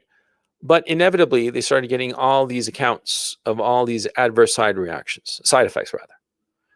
And they couldn't pull the plug, or they didn't pull the plug for whatever reasons. It could be that the big pharma was pressuring them. It could be that they realized that they wanted to use the vaccination status to control the people. Whatever the reason, it got to a point where the Western leaders, since they didn't stop it in time, they have become accessories after the fact. And so now their only out is to push it even more so that everybody has the vaccine. Because you see, if there's a substantial portion of the populace that does not have the vaccine, they are, in essence, the control population. And so you can say, oh, all these people who did get the vaccine are dying like flies, and the ones who didn't get the vaccine are healthy as ox or oxen. So the vaccines are bad. Yeah? You see? But by the same token, what they're also doing is that they're redefining who's vaccinated. See, in Israel, now, if you haven't gotten a booster shot, the third shot, you're not vaccinated, which is absurd. You got 2 shots. In fact, something like 85% of the Israeli population got 2 shots. But no, the Israeli health authorities say, no, not anymore. You need to get that 3rd shot. And the 3rd shot only lasts 6 months. Then you have to get the 4th shot. Okay. And so what happens is that by doing this, by changing the rules like that, it becomes exceedingly difficult to figure out if people are dying from COVID vaccine side effects, or what the fuck. You see? They're blurring the distinctions to make it impossible to figure out what's what. See? deliberately. Because if it's really fucking clear that the vaccines kill people, then who's to blame? The big pharma companies, they're blameless. It's in their contract. They don't have any criminal or financial liability. It's ironclad in their contracts. And who signed these contracts? The Western leaders. So they're fucked. They have to push this shit. You see what I'm saying? You see the trap that they're in? Hmm? And by the way, the big pharma companies got them to sign these. I don't think out of coercion, but I think out of like panic. They scared the shit out of the leaders, and then they scared them, or they dangled this hope that the vaccine was the panacea, the cure-all, the one shot, and everything would be fine, all back to normal. See? And the leaders signed the fucking contracts.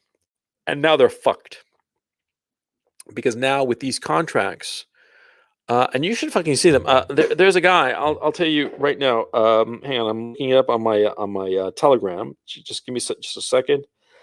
There's this guy. He's some Israeli dude, right? And this fucker, smart motherfucker. He let me just look for this real quick. Sorry about this. What's his name? Aaron? Yeah. Eden's channel. Yeah, Eden's channel, and this fucker is at EH_DEN on Telegram. Let me repeat that for you. On Telegram, write it down. It's E as in Edward, H as in Helen, lower dash. You know the lower dash. You know what I'm talking about? E as in Ellen, H as in E as in Edward, H as in Helen, lower dash, D as in door, E as in Edward, N as in November. Okay. That guy on on Telegram, this fucker has gotten like a bunch of Pfizer contracts, okay, and he's been analyzing the fuck out of them.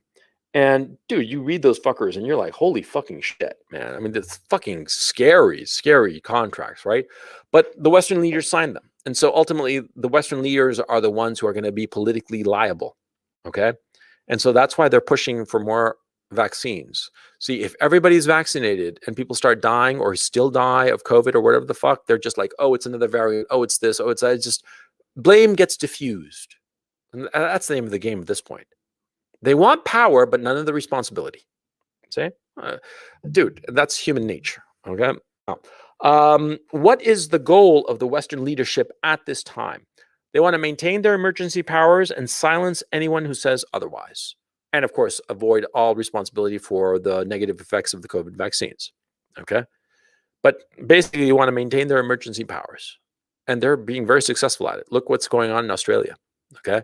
There are protests going on, sure. But compared to the size of the population, all in all, it's relatively little dissent. Yeah. Surprisingly little. And finally, China, where it all started.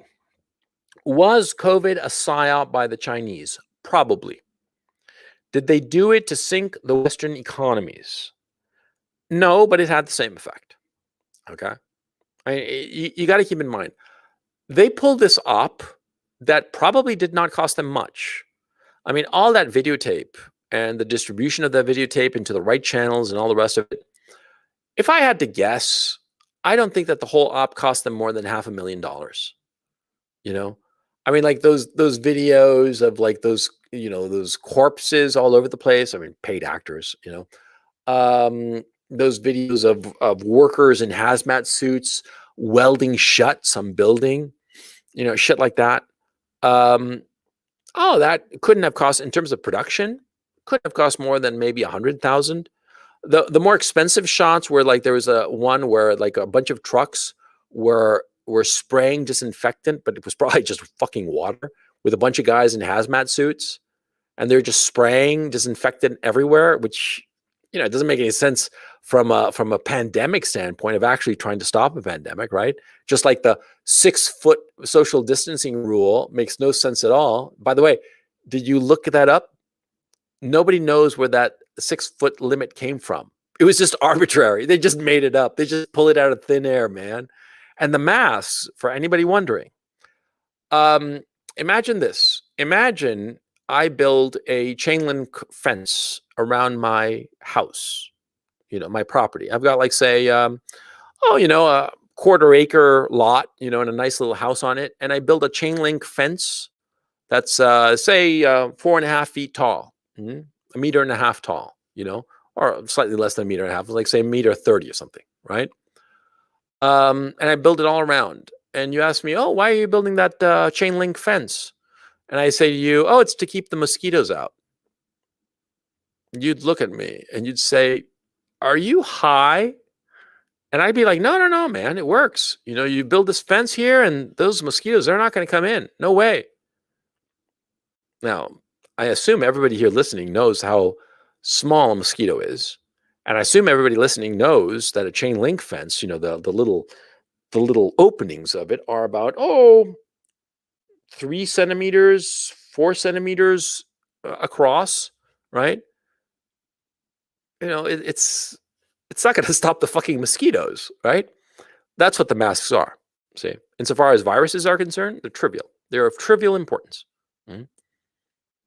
But, you got to keep up the PSYOP, right? So anyway, going back to China, was it a PSYOP? Probably. What the intended effect was, we will probably never know.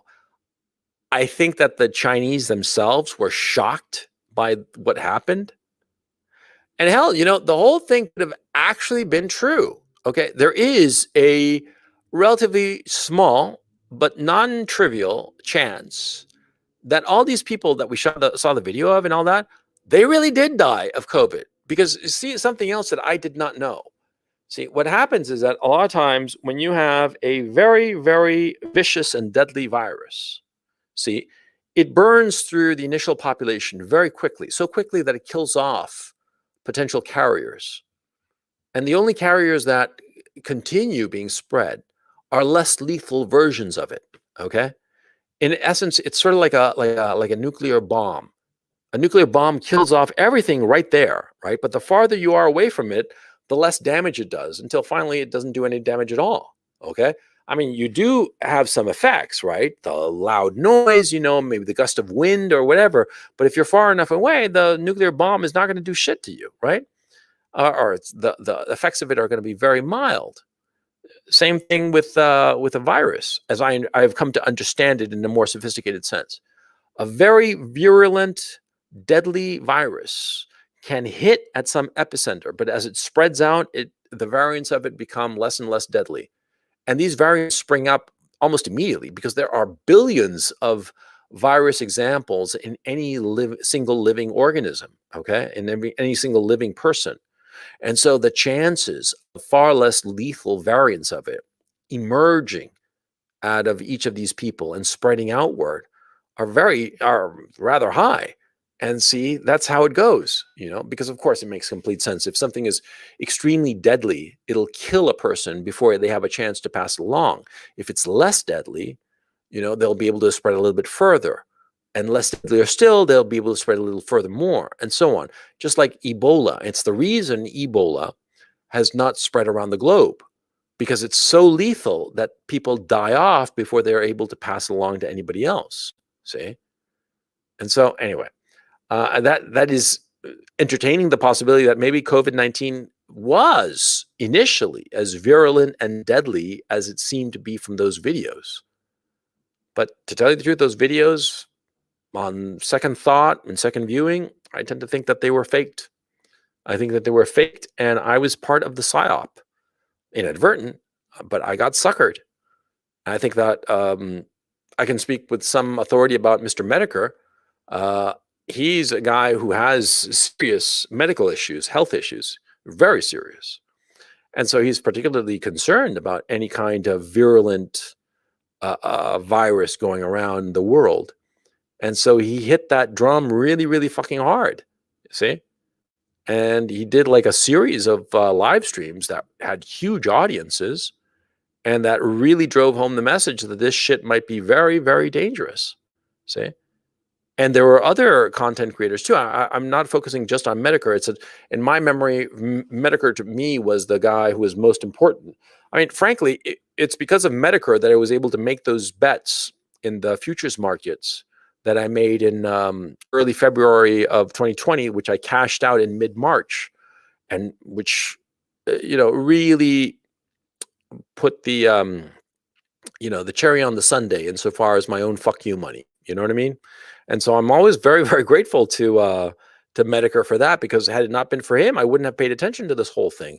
But retrospectively, I panicked. I did a bunch of videos in April, May, thinking that this shit was going to kill off everybody. I was convinced of that. Now I look at those videos, I'm deeply embarrassed, because I realized it was all bullshit. See? But though it was bullshit, it did have repercussions. And here we come to the rivers metaphor once again. You see how all these various groups, their motivations combined to create certain events. Just like streams join up to create rivers, and these rivers turn into one giant river. See? That's the way of nature. It's the way of people.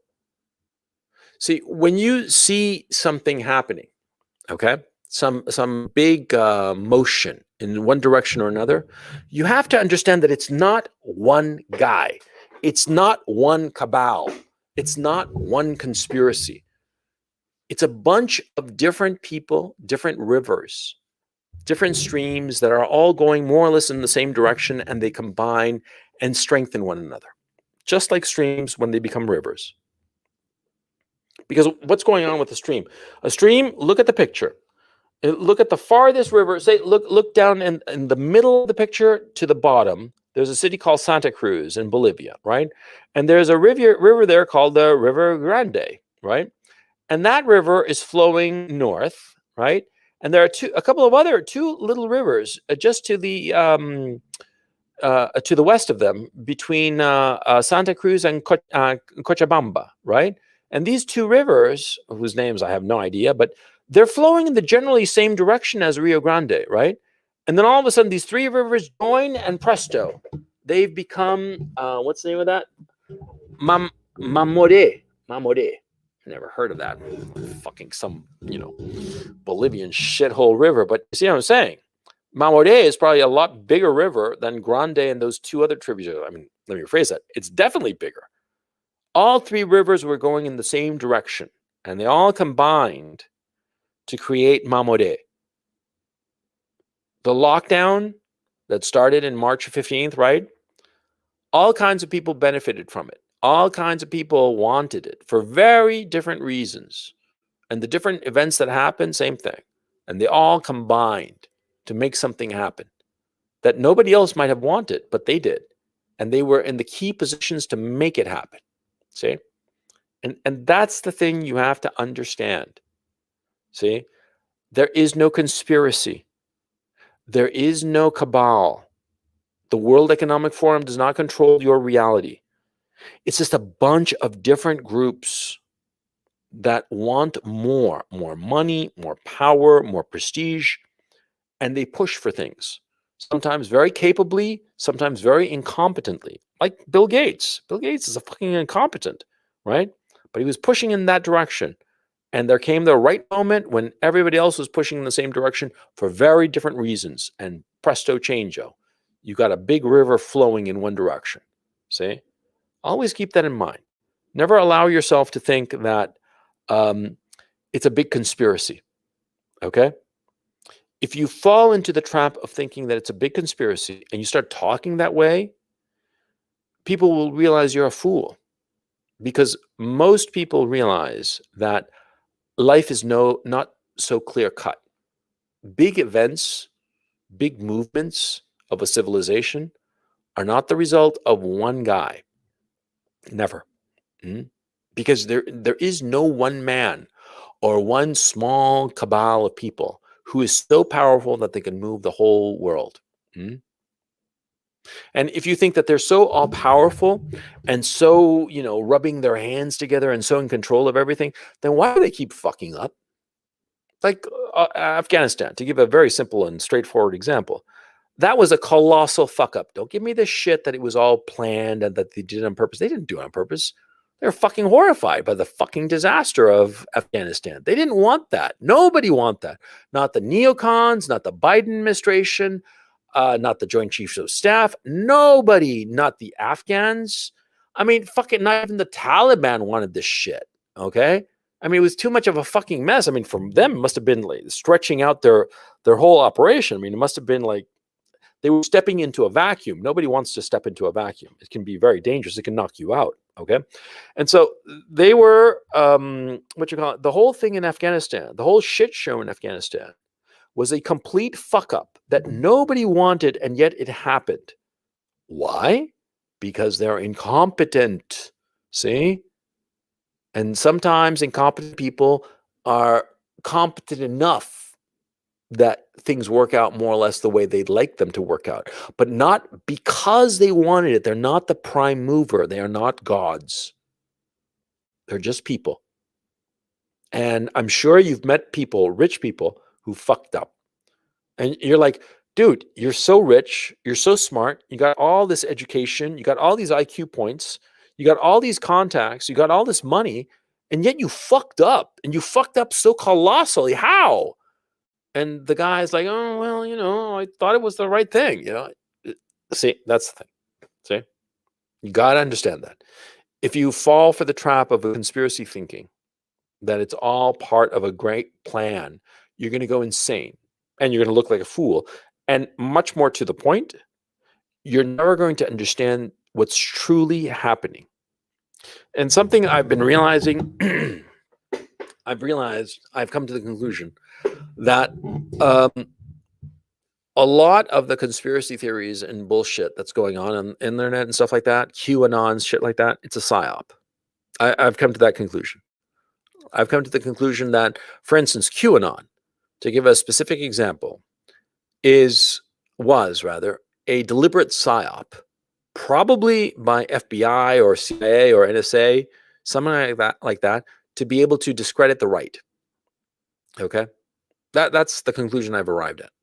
I believe that QAnon, because QAnon is this, supposedly some shadowy figure that was feeding information to the internet of what was going to happen, and that was all part of the plan, right? And that, in 2 weeks' time, everything is going to be revealed, and this is going to happen, and that's going to happen, and gave all kinds of false hope.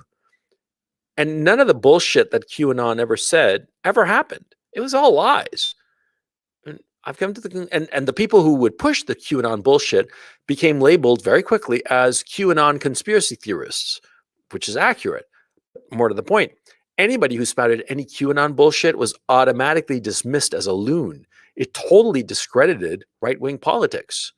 That's why I've come to the conclusion that QAnon was probably a deliberate psyop, and the aim was to discredit right-wing thought. See? Yeah. You got to understand. See, the psyops are going, fast and thick all over the fucking place. And I'm realizing now that I got played. It took me a long fucking time to realize it, but I'm owning up to it. I thought before, for a long time, I thought I was simply wrong. But I've come to the conclusion that I was played, that I pushed a narrative or helped push a narrative that was just not true. And now I've become very wary of it. Now I'm wondering to myself if what I have thought insofar as the COVID vaccines is also a psyop of some sort to make me, it's not so much to make me look foolish, but to make people who think as I do or believe what I espouse, render them politically irrelevant. See?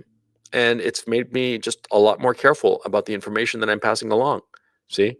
And that's why I'm trying to nail down all the information as hard as I can, because I'm realizing that this is true information warfare, and this is what's going on.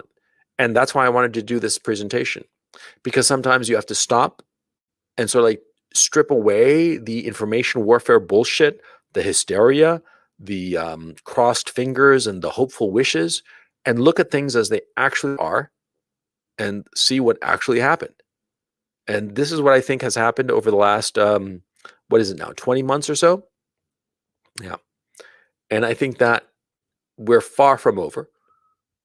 I think that the next 20 months are going to be among the most transcendental months in history, or at least in the last 100 years, I mean, as impactful as anything that happened in World War II.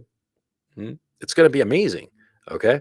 And I can't wait to see it because, it's going to be great TV. So anyway, that's my presentation. I hope that you got something out of it. And I'm going to start with a Q&A.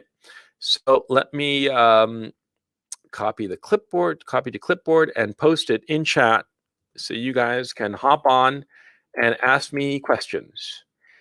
Any question would be welcome, but I'd appreciate you sticking to the subject at hand. So, yeah. Let me just get some water. Hang on just a moment while I wait for people to hop on. I'm going to drink some water here. And, I don't have anything to eat. Shit. Well.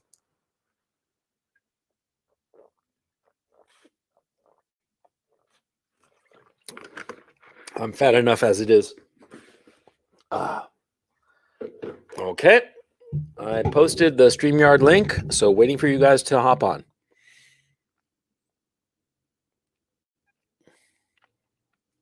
No, Doug Nelson says Alex Jones called up the Q&A shit long before January 6th. Yeah. Well, about QAnon, parenthetically, when I first heard about QAnon, I was like, oh, it sounds like 4chan LARPing, And all the time they were like, oh, no, he's right. It's like all this. And I'm like, what's he right about? He's not right about shit, And the more I look at it, the more I think it's just bullshit, So I don't pay attention to it. Anyway, let me bring on Lucas. Lucas. Gonzalo, what's up? How's it going? Thank you very much for the presentation. I just want to make a quick note on a venture building project that I've recently been involved in, where we built an e-health data platform that anonymously aggregates person-generated health data from doctor and pharmacy information systems. Mm-hmm. And one of our use cases is a cause-effect comparison of different diagnoses and medicines. And the main metrics we track are ATC codes, which is diagnosis codes as a format by the WHO, mm-hmm. and also the pharmacological agent. No, ICD codes are for the diagnoses, and ATC codes are for the pharmacological agent. And one thing which is very unexplainable for me is that all COVID vaccines are classified under the same ATC code, thus meaning that the WHO officially treats them all as the same pharmacological agent, which is untrue. Yeah. So effectively, the use case of getting a cause-effect comparison for different vaccines is impossible with our data platform. Oh. Yeah, I see. Go ahead. And this really makes no sense because if you look it up on Wikipedia, the ATC code for the pharmacological agents of the COVID vaccines is classified under other antiviral vaccines.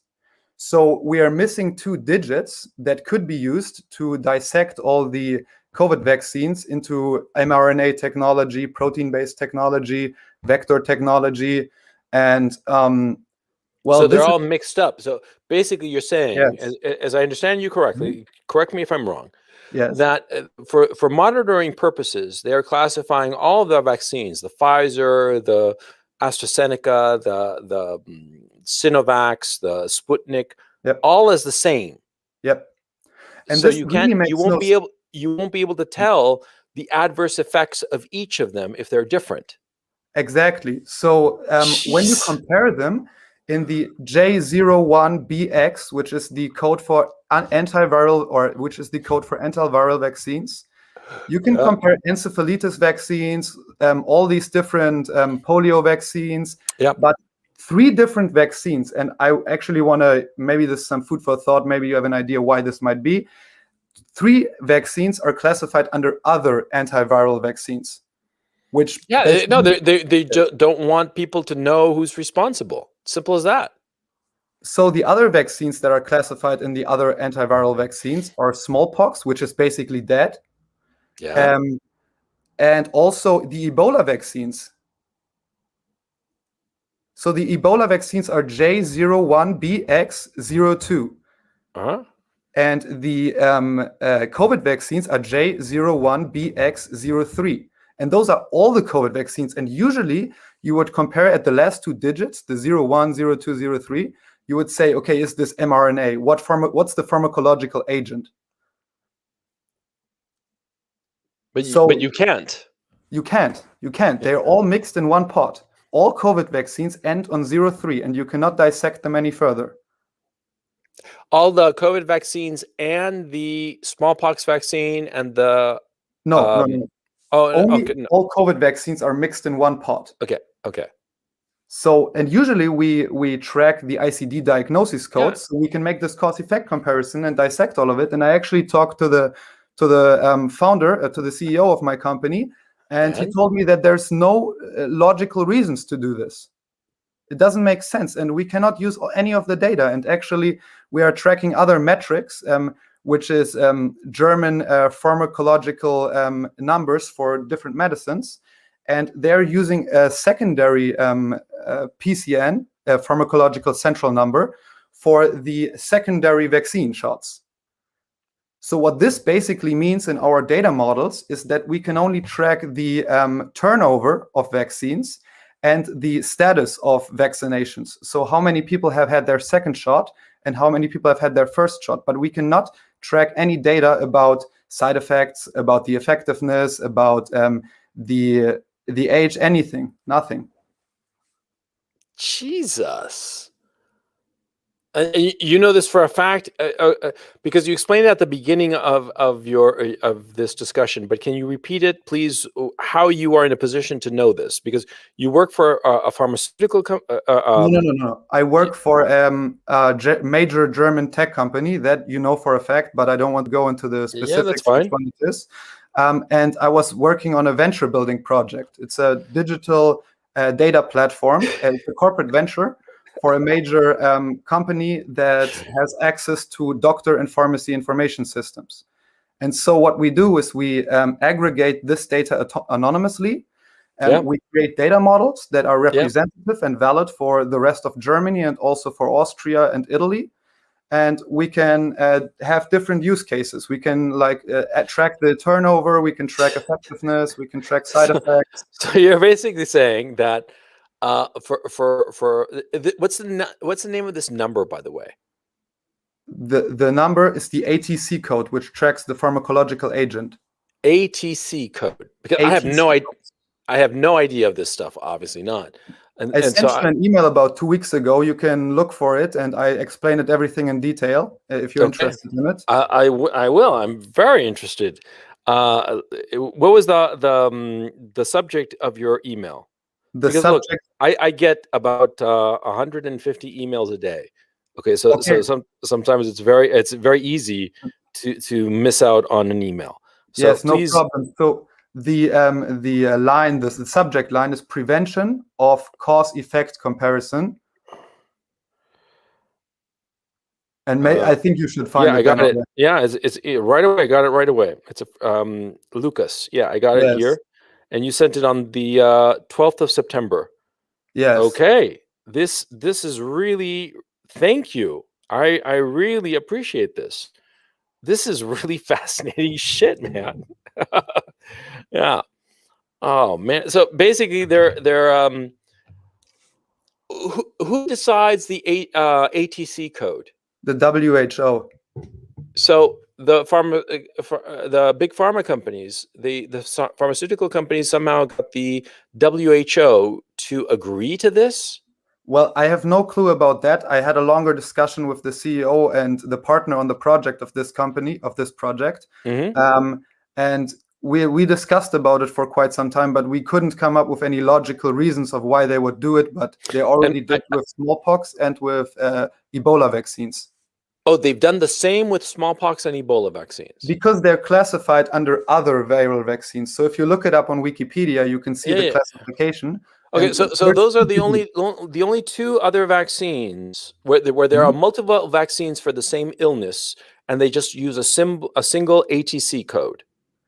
Yes, well, it's just we're missing 2 digits to basically go one level deeper and analyze the pharmacological agent, which this system is meant to do. Well, it would make sense for smallpox because smallpox is essentially gone.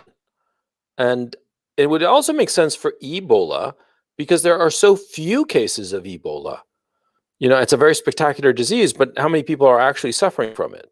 Well, yes, but at some point you're taking the decision how to classify a new vaccine, and classifying it under other antiviral vaccines doesn't really make sense, maybe just for the overview of all of them, but you cannot get down to the pharmacological agent, which is what you want to track with this system.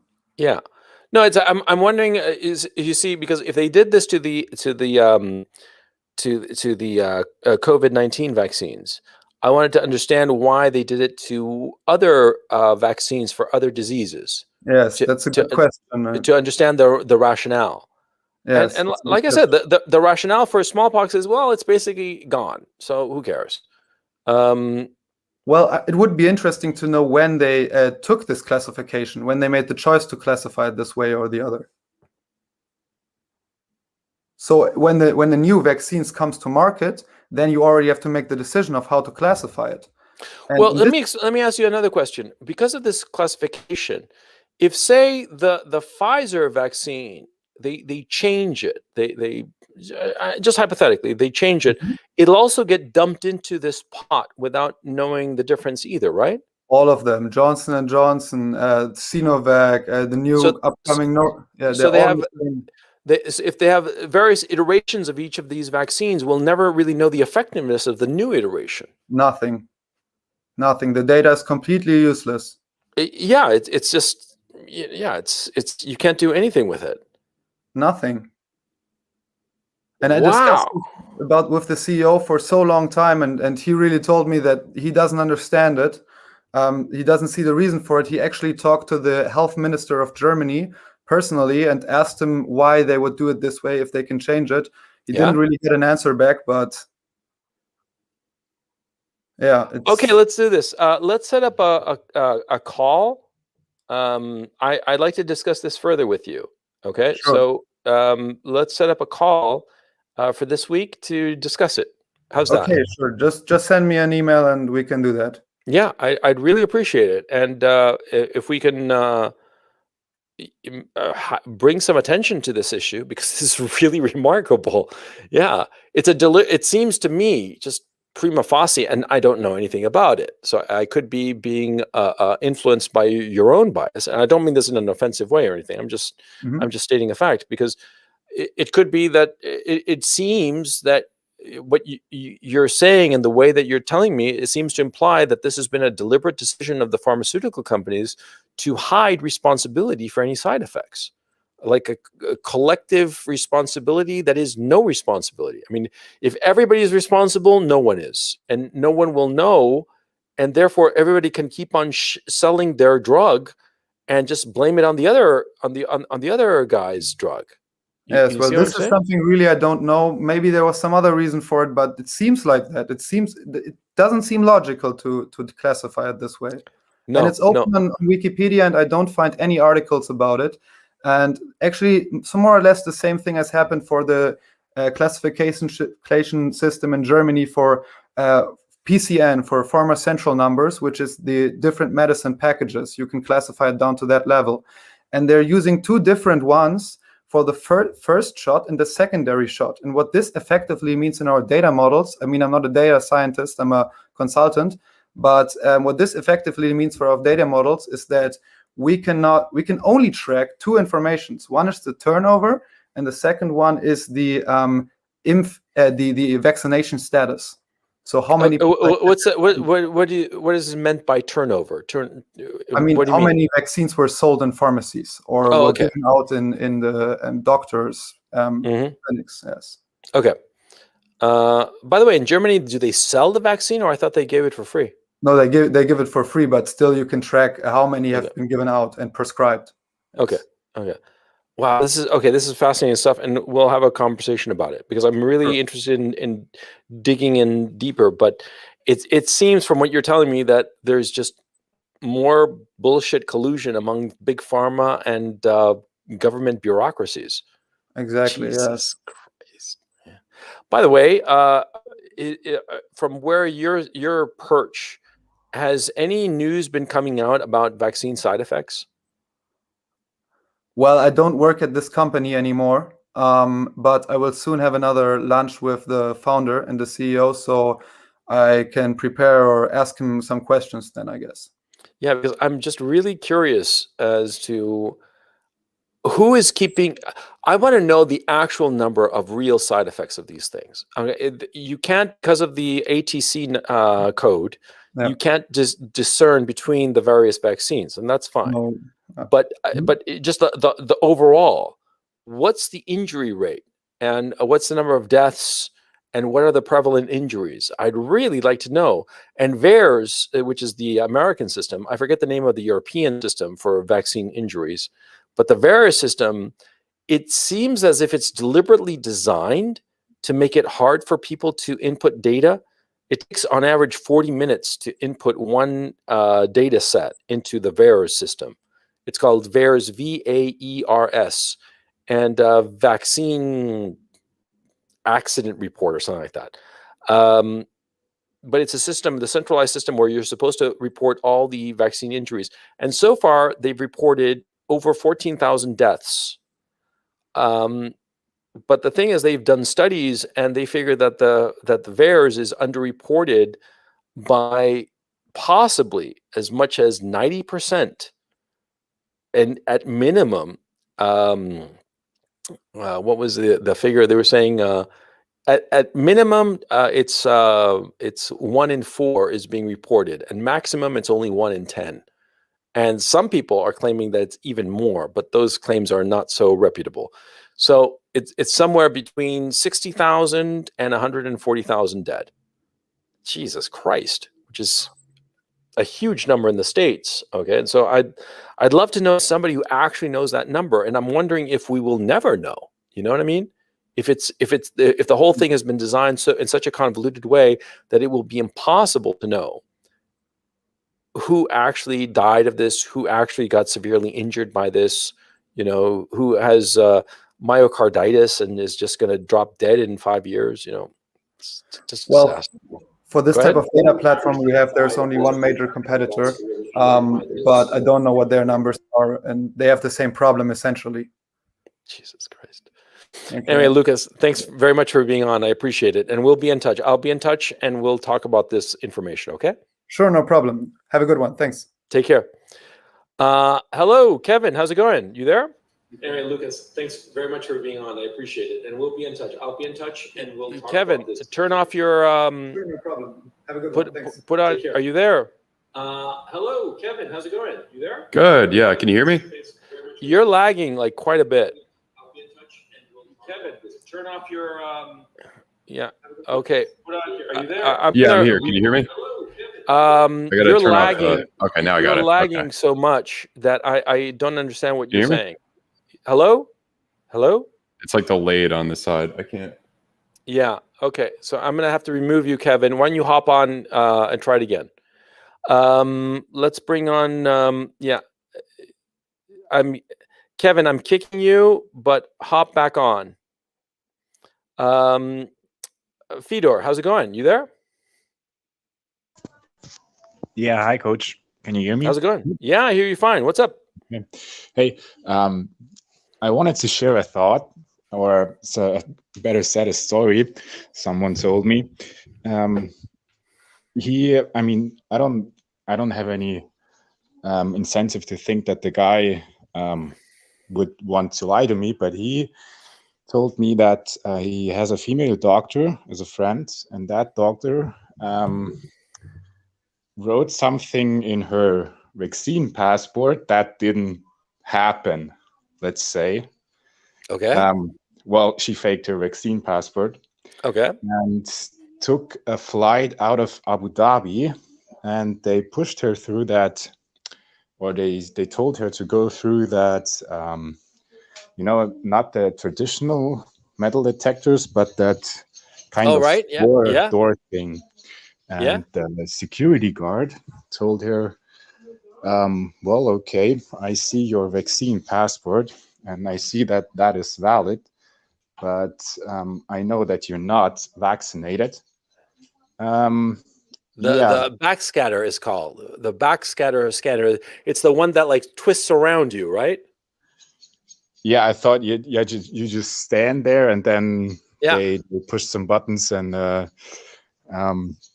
yeah, and the guard told her, I know you're not vaccinated, but I won't tell anyone else. You can get on the flight, but I also won't tell you why I know that you're not vaccinated.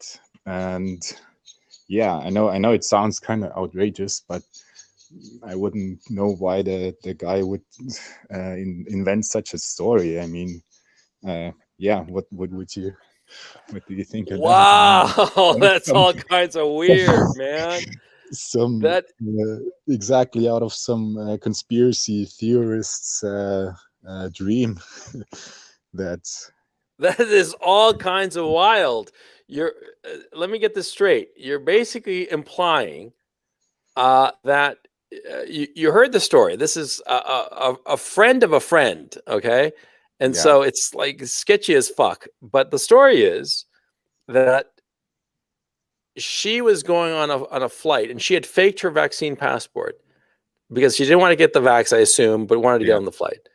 And she went through the backscatter, and the guard said, "Well, I know that the vaccine passport says that it's okay, but I know that you didn't get it, but I'll just let it slide." Yeah. So basically, the backscatter somehow figures out whether somebody has the vaccine or not. That means that the vaccine must have enough of some substance that it sets off some alarm. It must have some inorganic substance that sets off a signal of some sort. Holy shit, man, that is wild. I don't know whether to believe her that or not. Yeah, you know? me neither. But I mean, I wouldn't. Well, I know the guy for quite a while, and no reason to. I don't know. How long have you known him? 2 years. And okay, and I wouldn't say that he made it up.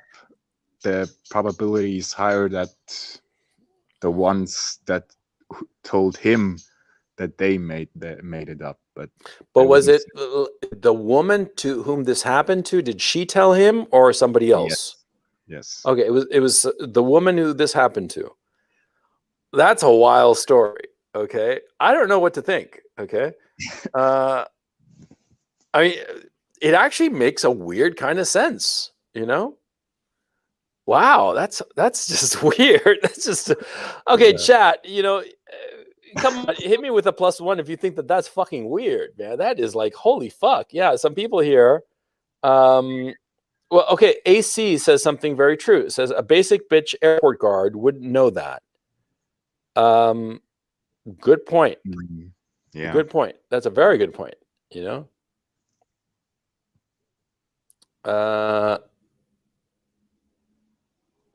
Okay. Well, I mean, have you heard of those stories that people would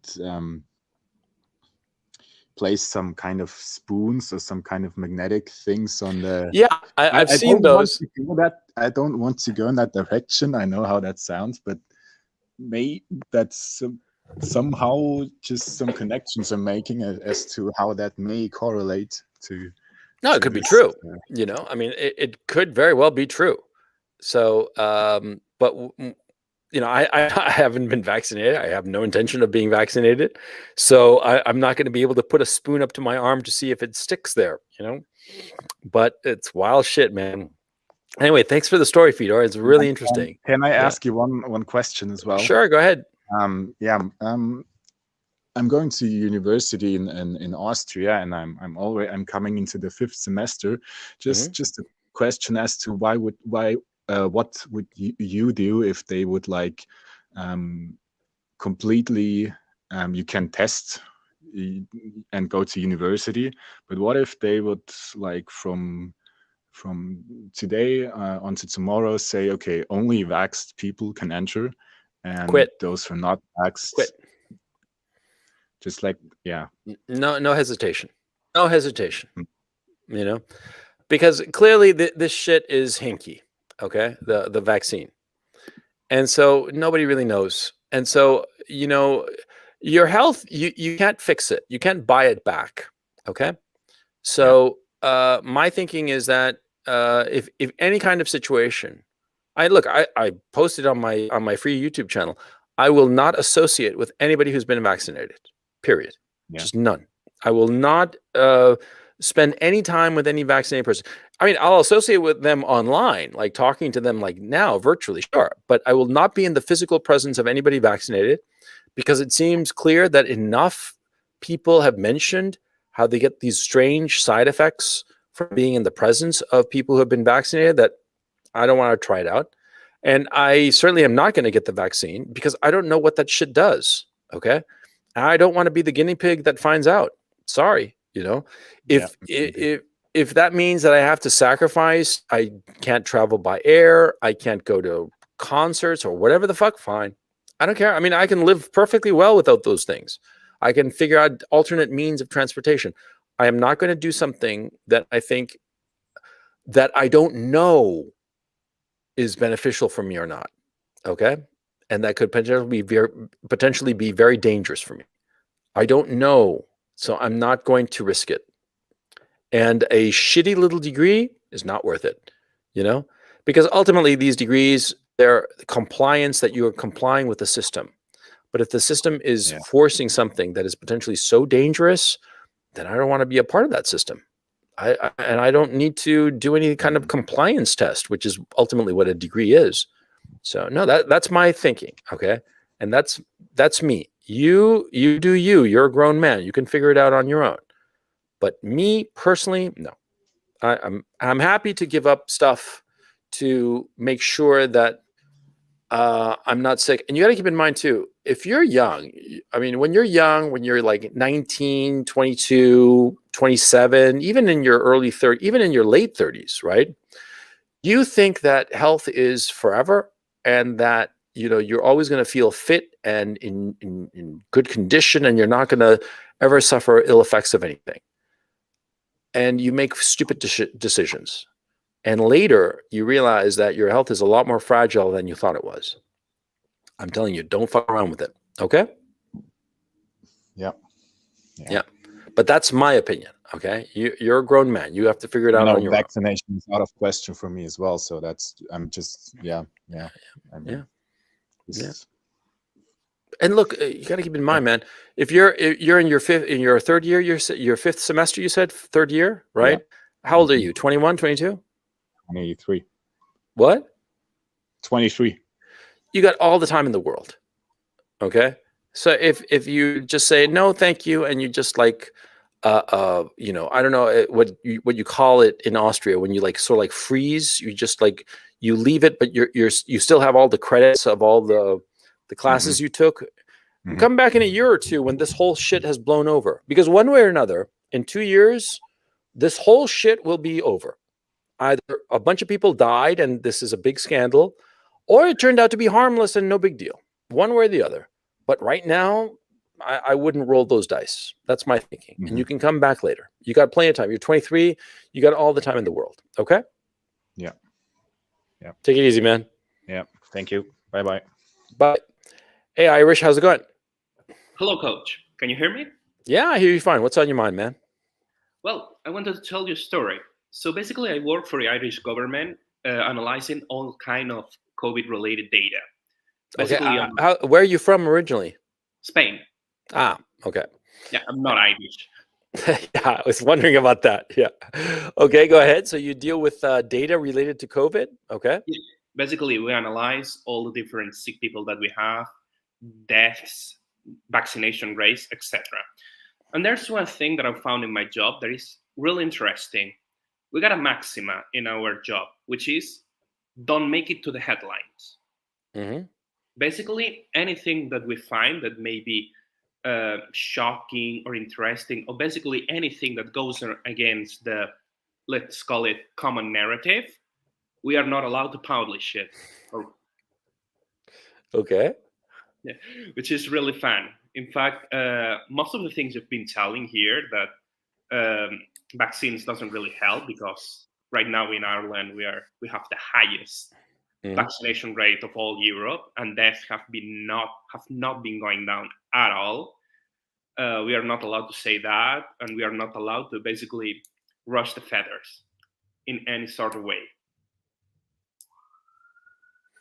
Jesus Christ. But actually, I'm looking at the numbers now, and the number of deaths, at least, has been flatlined since May. Yeah. And you're saying that this is not accurate? No, it is accurate. But the thing is that we were supposed that the death will go to zero or something like that when vaccinations would go up. But that didn't happen. Vaccinations didn't impact the death toll at all in Ireland. Mm.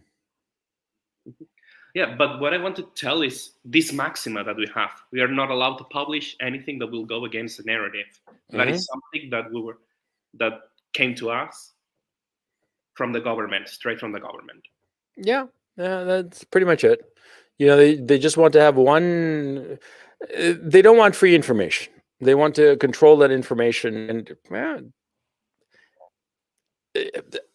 look, what happens is that the truth eventually comes out. Okay, it always does.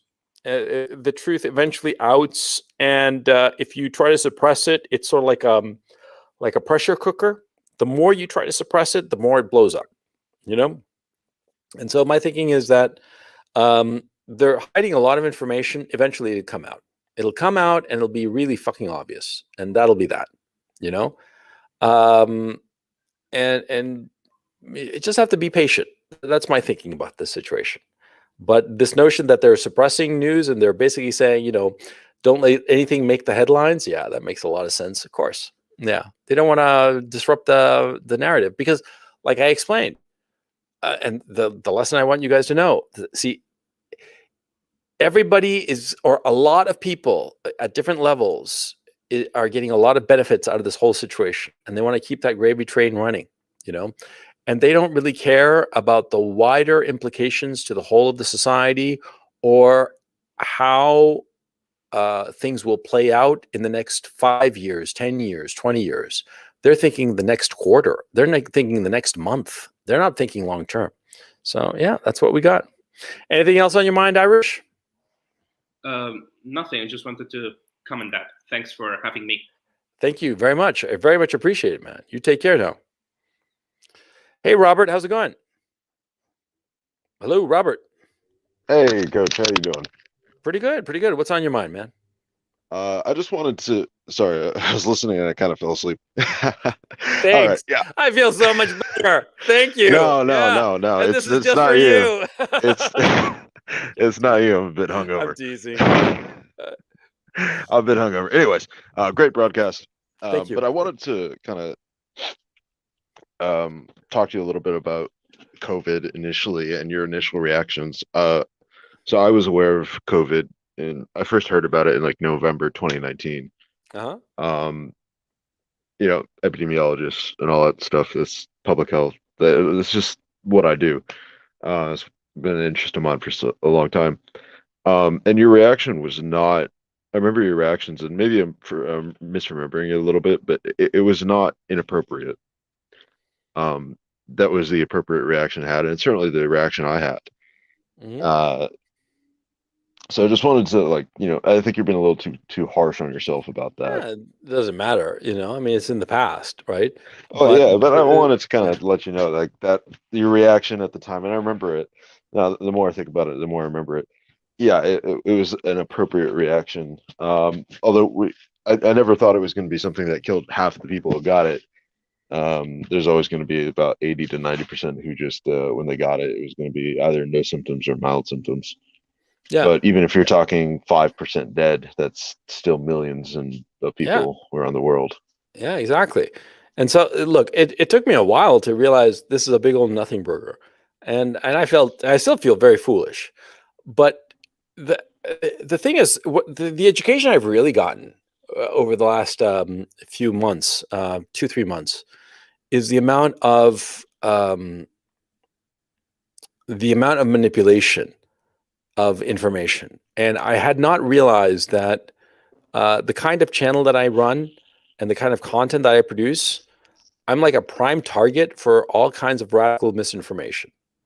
And so now I'm very, very cautious about any information that I come across because I don't know if I'm being bullshitted or if it's for real, because I feel I learned my lesson insofar as the early COVID videos, because those COVID videos, they freaked me the fuck out, because they were Yeah, I scary remember looking. them. Yeah, no, I remember them very well. The people falling down, and the Yeah. seniors and whatnot. Yeah. In all honesty, I think some of them were fake. I don't think they were all fake. My personal opinion on that is that China got hit, and they got hit hard, and their death rates are completely fake, as we've all known. Oh yeah. We figured that out at some point. They're like it was like a perfect quadrilateral equation that that were like infection rates were going up perfectly in line with an equation. I think they got hit a lot harder than We'll they're never ever going know. to say. We'll never know how many dead. Yeah. We'll never know how many dead. And I honestly, that's just my opinion. I think there's potentially millions more that got affected or died, and we're just never know. You will never know. Yeah. And because look, I know from finance, right, that China is like a black hole insofar as data. Whatever they're throwing your way insofar as information, it's probably a lie, probably massaged to high heaven to make you think whatever they want you to think. But the actual truth, you will never know. And because I did some business with them back in 2015 and 16. And they told me, don't believe any fucking thing of these people say. Okay. And it was very true. It was very, very true. You just count yourself lucky if you make money and walk away more or less unscathed. And so we'll never know. But what we do know is what's happened in the West, and it's been a complete shit show. I'm just so disappointed in everybody. They just gave up they gave up all their freedom like that. That's the thing we can't get over. I cannot wrap my mind about that. How easily they gave up their freedom. Yeah. Anything else on your mind, Robert? Oh, yeah. No, it's just compliance. That's all it is. And I cannot wrap my mind about that. How easily. No, I don't think that's about it. Other than, quick warning. I've been working with children more lately.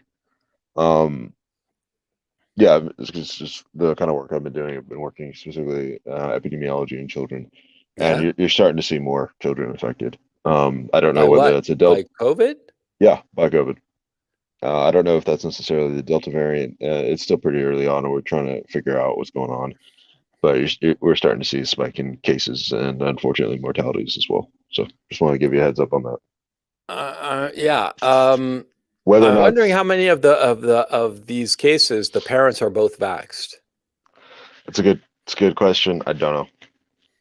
Because I'm getting I'm hearing all kinds of stories that people spending time with people who've been vaccinated, the shit sheds. Who knows how that's happening? All kinds of weirdness. Anyway, I remember you. What? No, I just remember you mentioning the protein spikes, the spike proteins. I have to look into it more. But well, I don't know if it's a spike protein or what. But what's happened is that I've gotten like a personal reportage of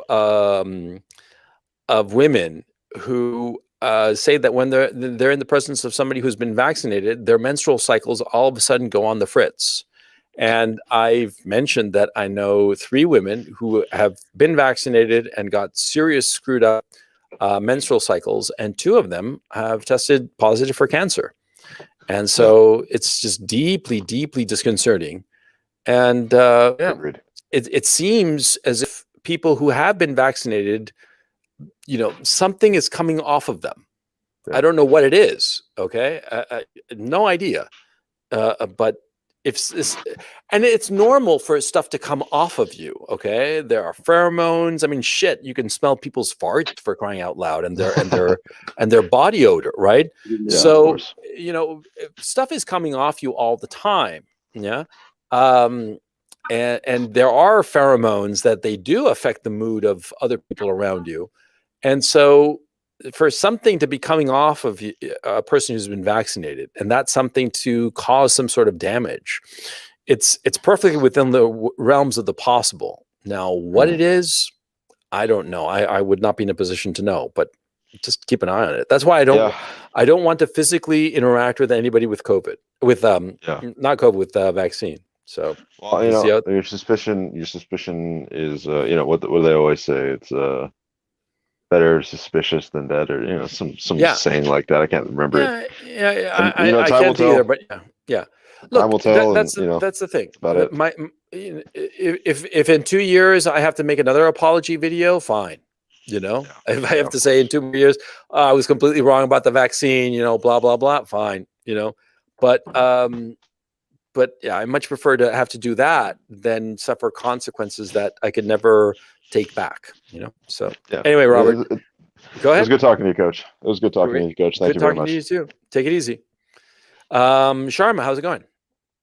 I'm okay, Coach. Can you hear me? Yeah, sure. What's on your mind, man?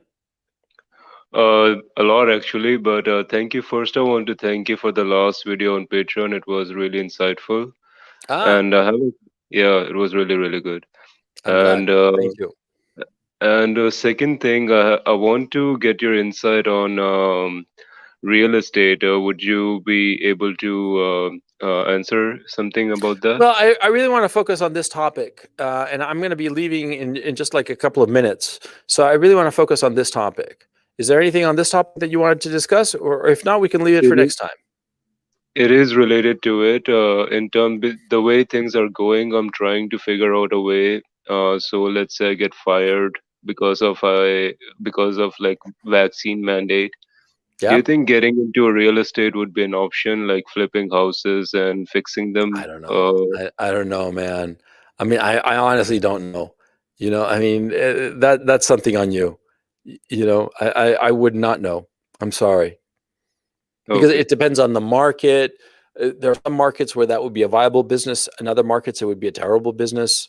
Because it depends on the margins, how much you can realistically get insofar as appreciation of the asset after you've fixed it up. It depends on factors that I don't know, and only you would know. So yeah. I'm taking like a training from different coaches on this topic, like to deal with these particular issues that you were talking about.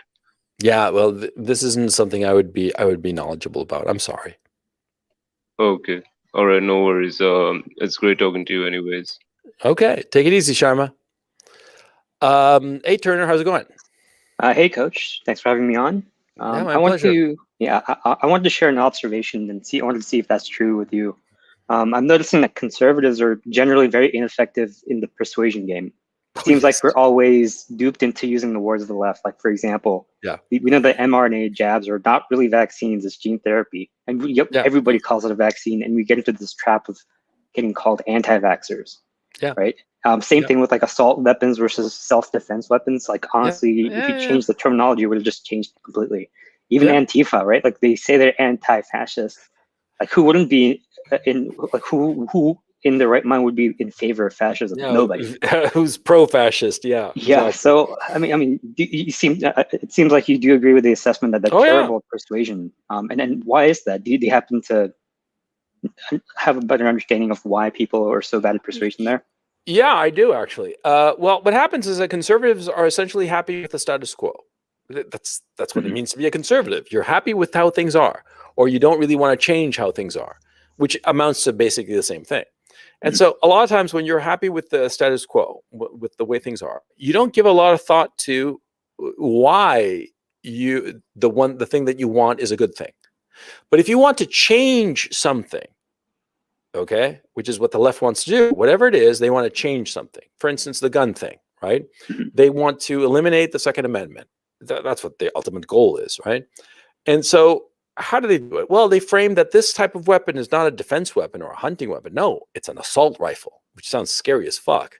I mean, you can compare like one, I've seen a picture of like this one long rifle, right? That looks like something out of the colonial times, and some other, rifle that looks really scary, like something that a SWAT team would have.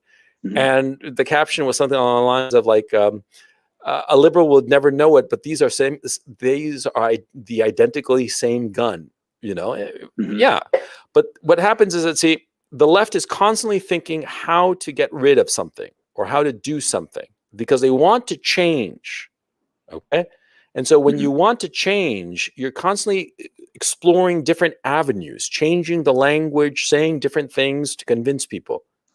But when you're happy with how things are, you're basically saying, oh, just leave it as it is. It's working fine. So why fuck with it? So you're not coming up with a good rationale, a good strategy to combat these relentless attacks. See? And also, somebody who wants to change something for whatever reason, be it legitimate or not legitimate, but they have something driving them forward. It makes them attack. But a conservative is just happy where he is. So he's basically defending a fort. And so what happens is that when you're defending a fort from a relentless attack, eventually they come across a weakness that you have and they exploit it. And you try to defend it. But of course, as you're trying to defend it, you're basically arguing with the same language as your attacker, because you haven't had the chance to think it through and figure out a way to change the discourse into something that would be more compelling for your side. You see what I'm saying? So that's the basic problem. See? And this is always going to be the case. See? See, the left wingers, the people who want to change stuff, the things that the people who are always discontent with whatever the status quo is, right? They're never going to stop. Okay? Yeah. And what's happened, the real problem, it's not the left. Okay? What's happened is that a substantial portion of the population in the Western democracies no longer agrees with the way of living of another substantial minority of people in the Western democracies. Okay?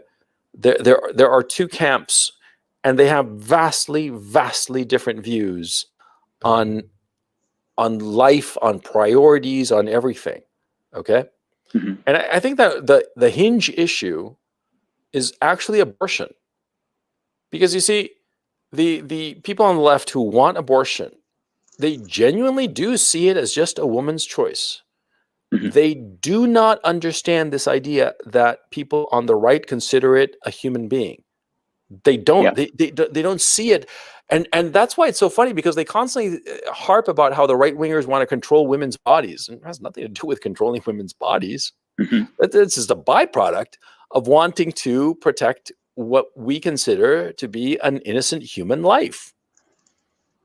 And so it's two radically different ways of seeing reality, and just this one question, right? Also, it points out something else, which is the great advantage that we have over the left. See, conservatives, if you ask them to explain the liberal position on abortion, any conservative can do so very easily and can say, liberals think that a woman should have the right to choose because it's her body, and they argue from a point of view of bodily autonomy that a fetus is merely an extension of a woman's body, and she should be able to do whatever she wants with that portion of her body, no different than, say, an appendix. If she wants it removed, no doctor is going to, prohibit her from removing her appendix, right? I'm a conservative. I just repeated the liberal argument. No problem. Liberals cannot repeat the argument of the conservatives because they don't see it. And this is a key issue. And this is the strength of the conservatives. See, but the conservatives don't exploit this, which is that, see, they have a mind blindness to conservative positions. That is part of the reason why they have certain liberal beliefs, because they don't understand or don't see or have this mind blindness to the eventual outcome of a particular path. For instance, the whole transsexual stuff.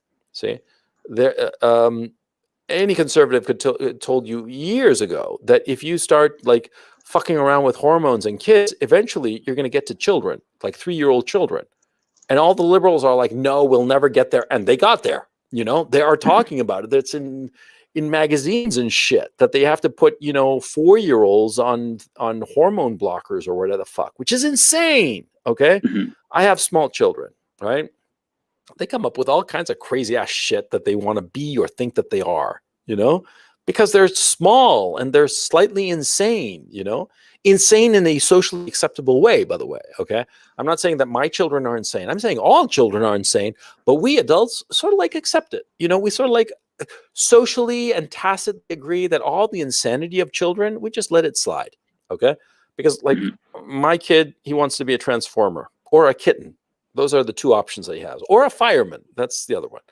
But of course, you know, it's because now he's 6, but when he was much younger, actually, now that, yeah, time is flying. He no longer has these daydreams because he knows that they're unreal. But anyway, the point, we conservatives have this power that we can actually see from the point of view of the liberal what they're arguing. And we should be more aggressive in using it against the liberals. Yeah. But we're not, because again, it's the problem that we feel that we are defending a fort, and we just figure that we just have to hold out. And this is a mistake. This is the mistake that we've made for basically since FDR's first term. You know, it's been 90 years of this mistake, and we're still paying for it. So yeah. And in that case, is that time to start using like industrial grade persuasion, military grade persuasion? Like for example, I know like last year, like the Proud Boys, just that term, like it could turn the liberals off immediately. If you had just renamed them to like caring little grandmas, like that would be totally different. Or even like the meme that's been going around, which is like Islam is right about women. That just throws them for a loop. Like they don't know where to go from there. They're like, is this offensive? Is this not offensive? Yeah, I know. Can we use more of that? Like I would love to. Well, no, yeah. What has to happen is that the conservatives have to establish a conservatives have to be the party of change. Conservatives have to raise up a standard, a model, a thing to aspire to, and say that it's a good thing and that we should all aspire to it. And, you know, something laudable, okay? And no conservative politician has done this since Ronald Reagan.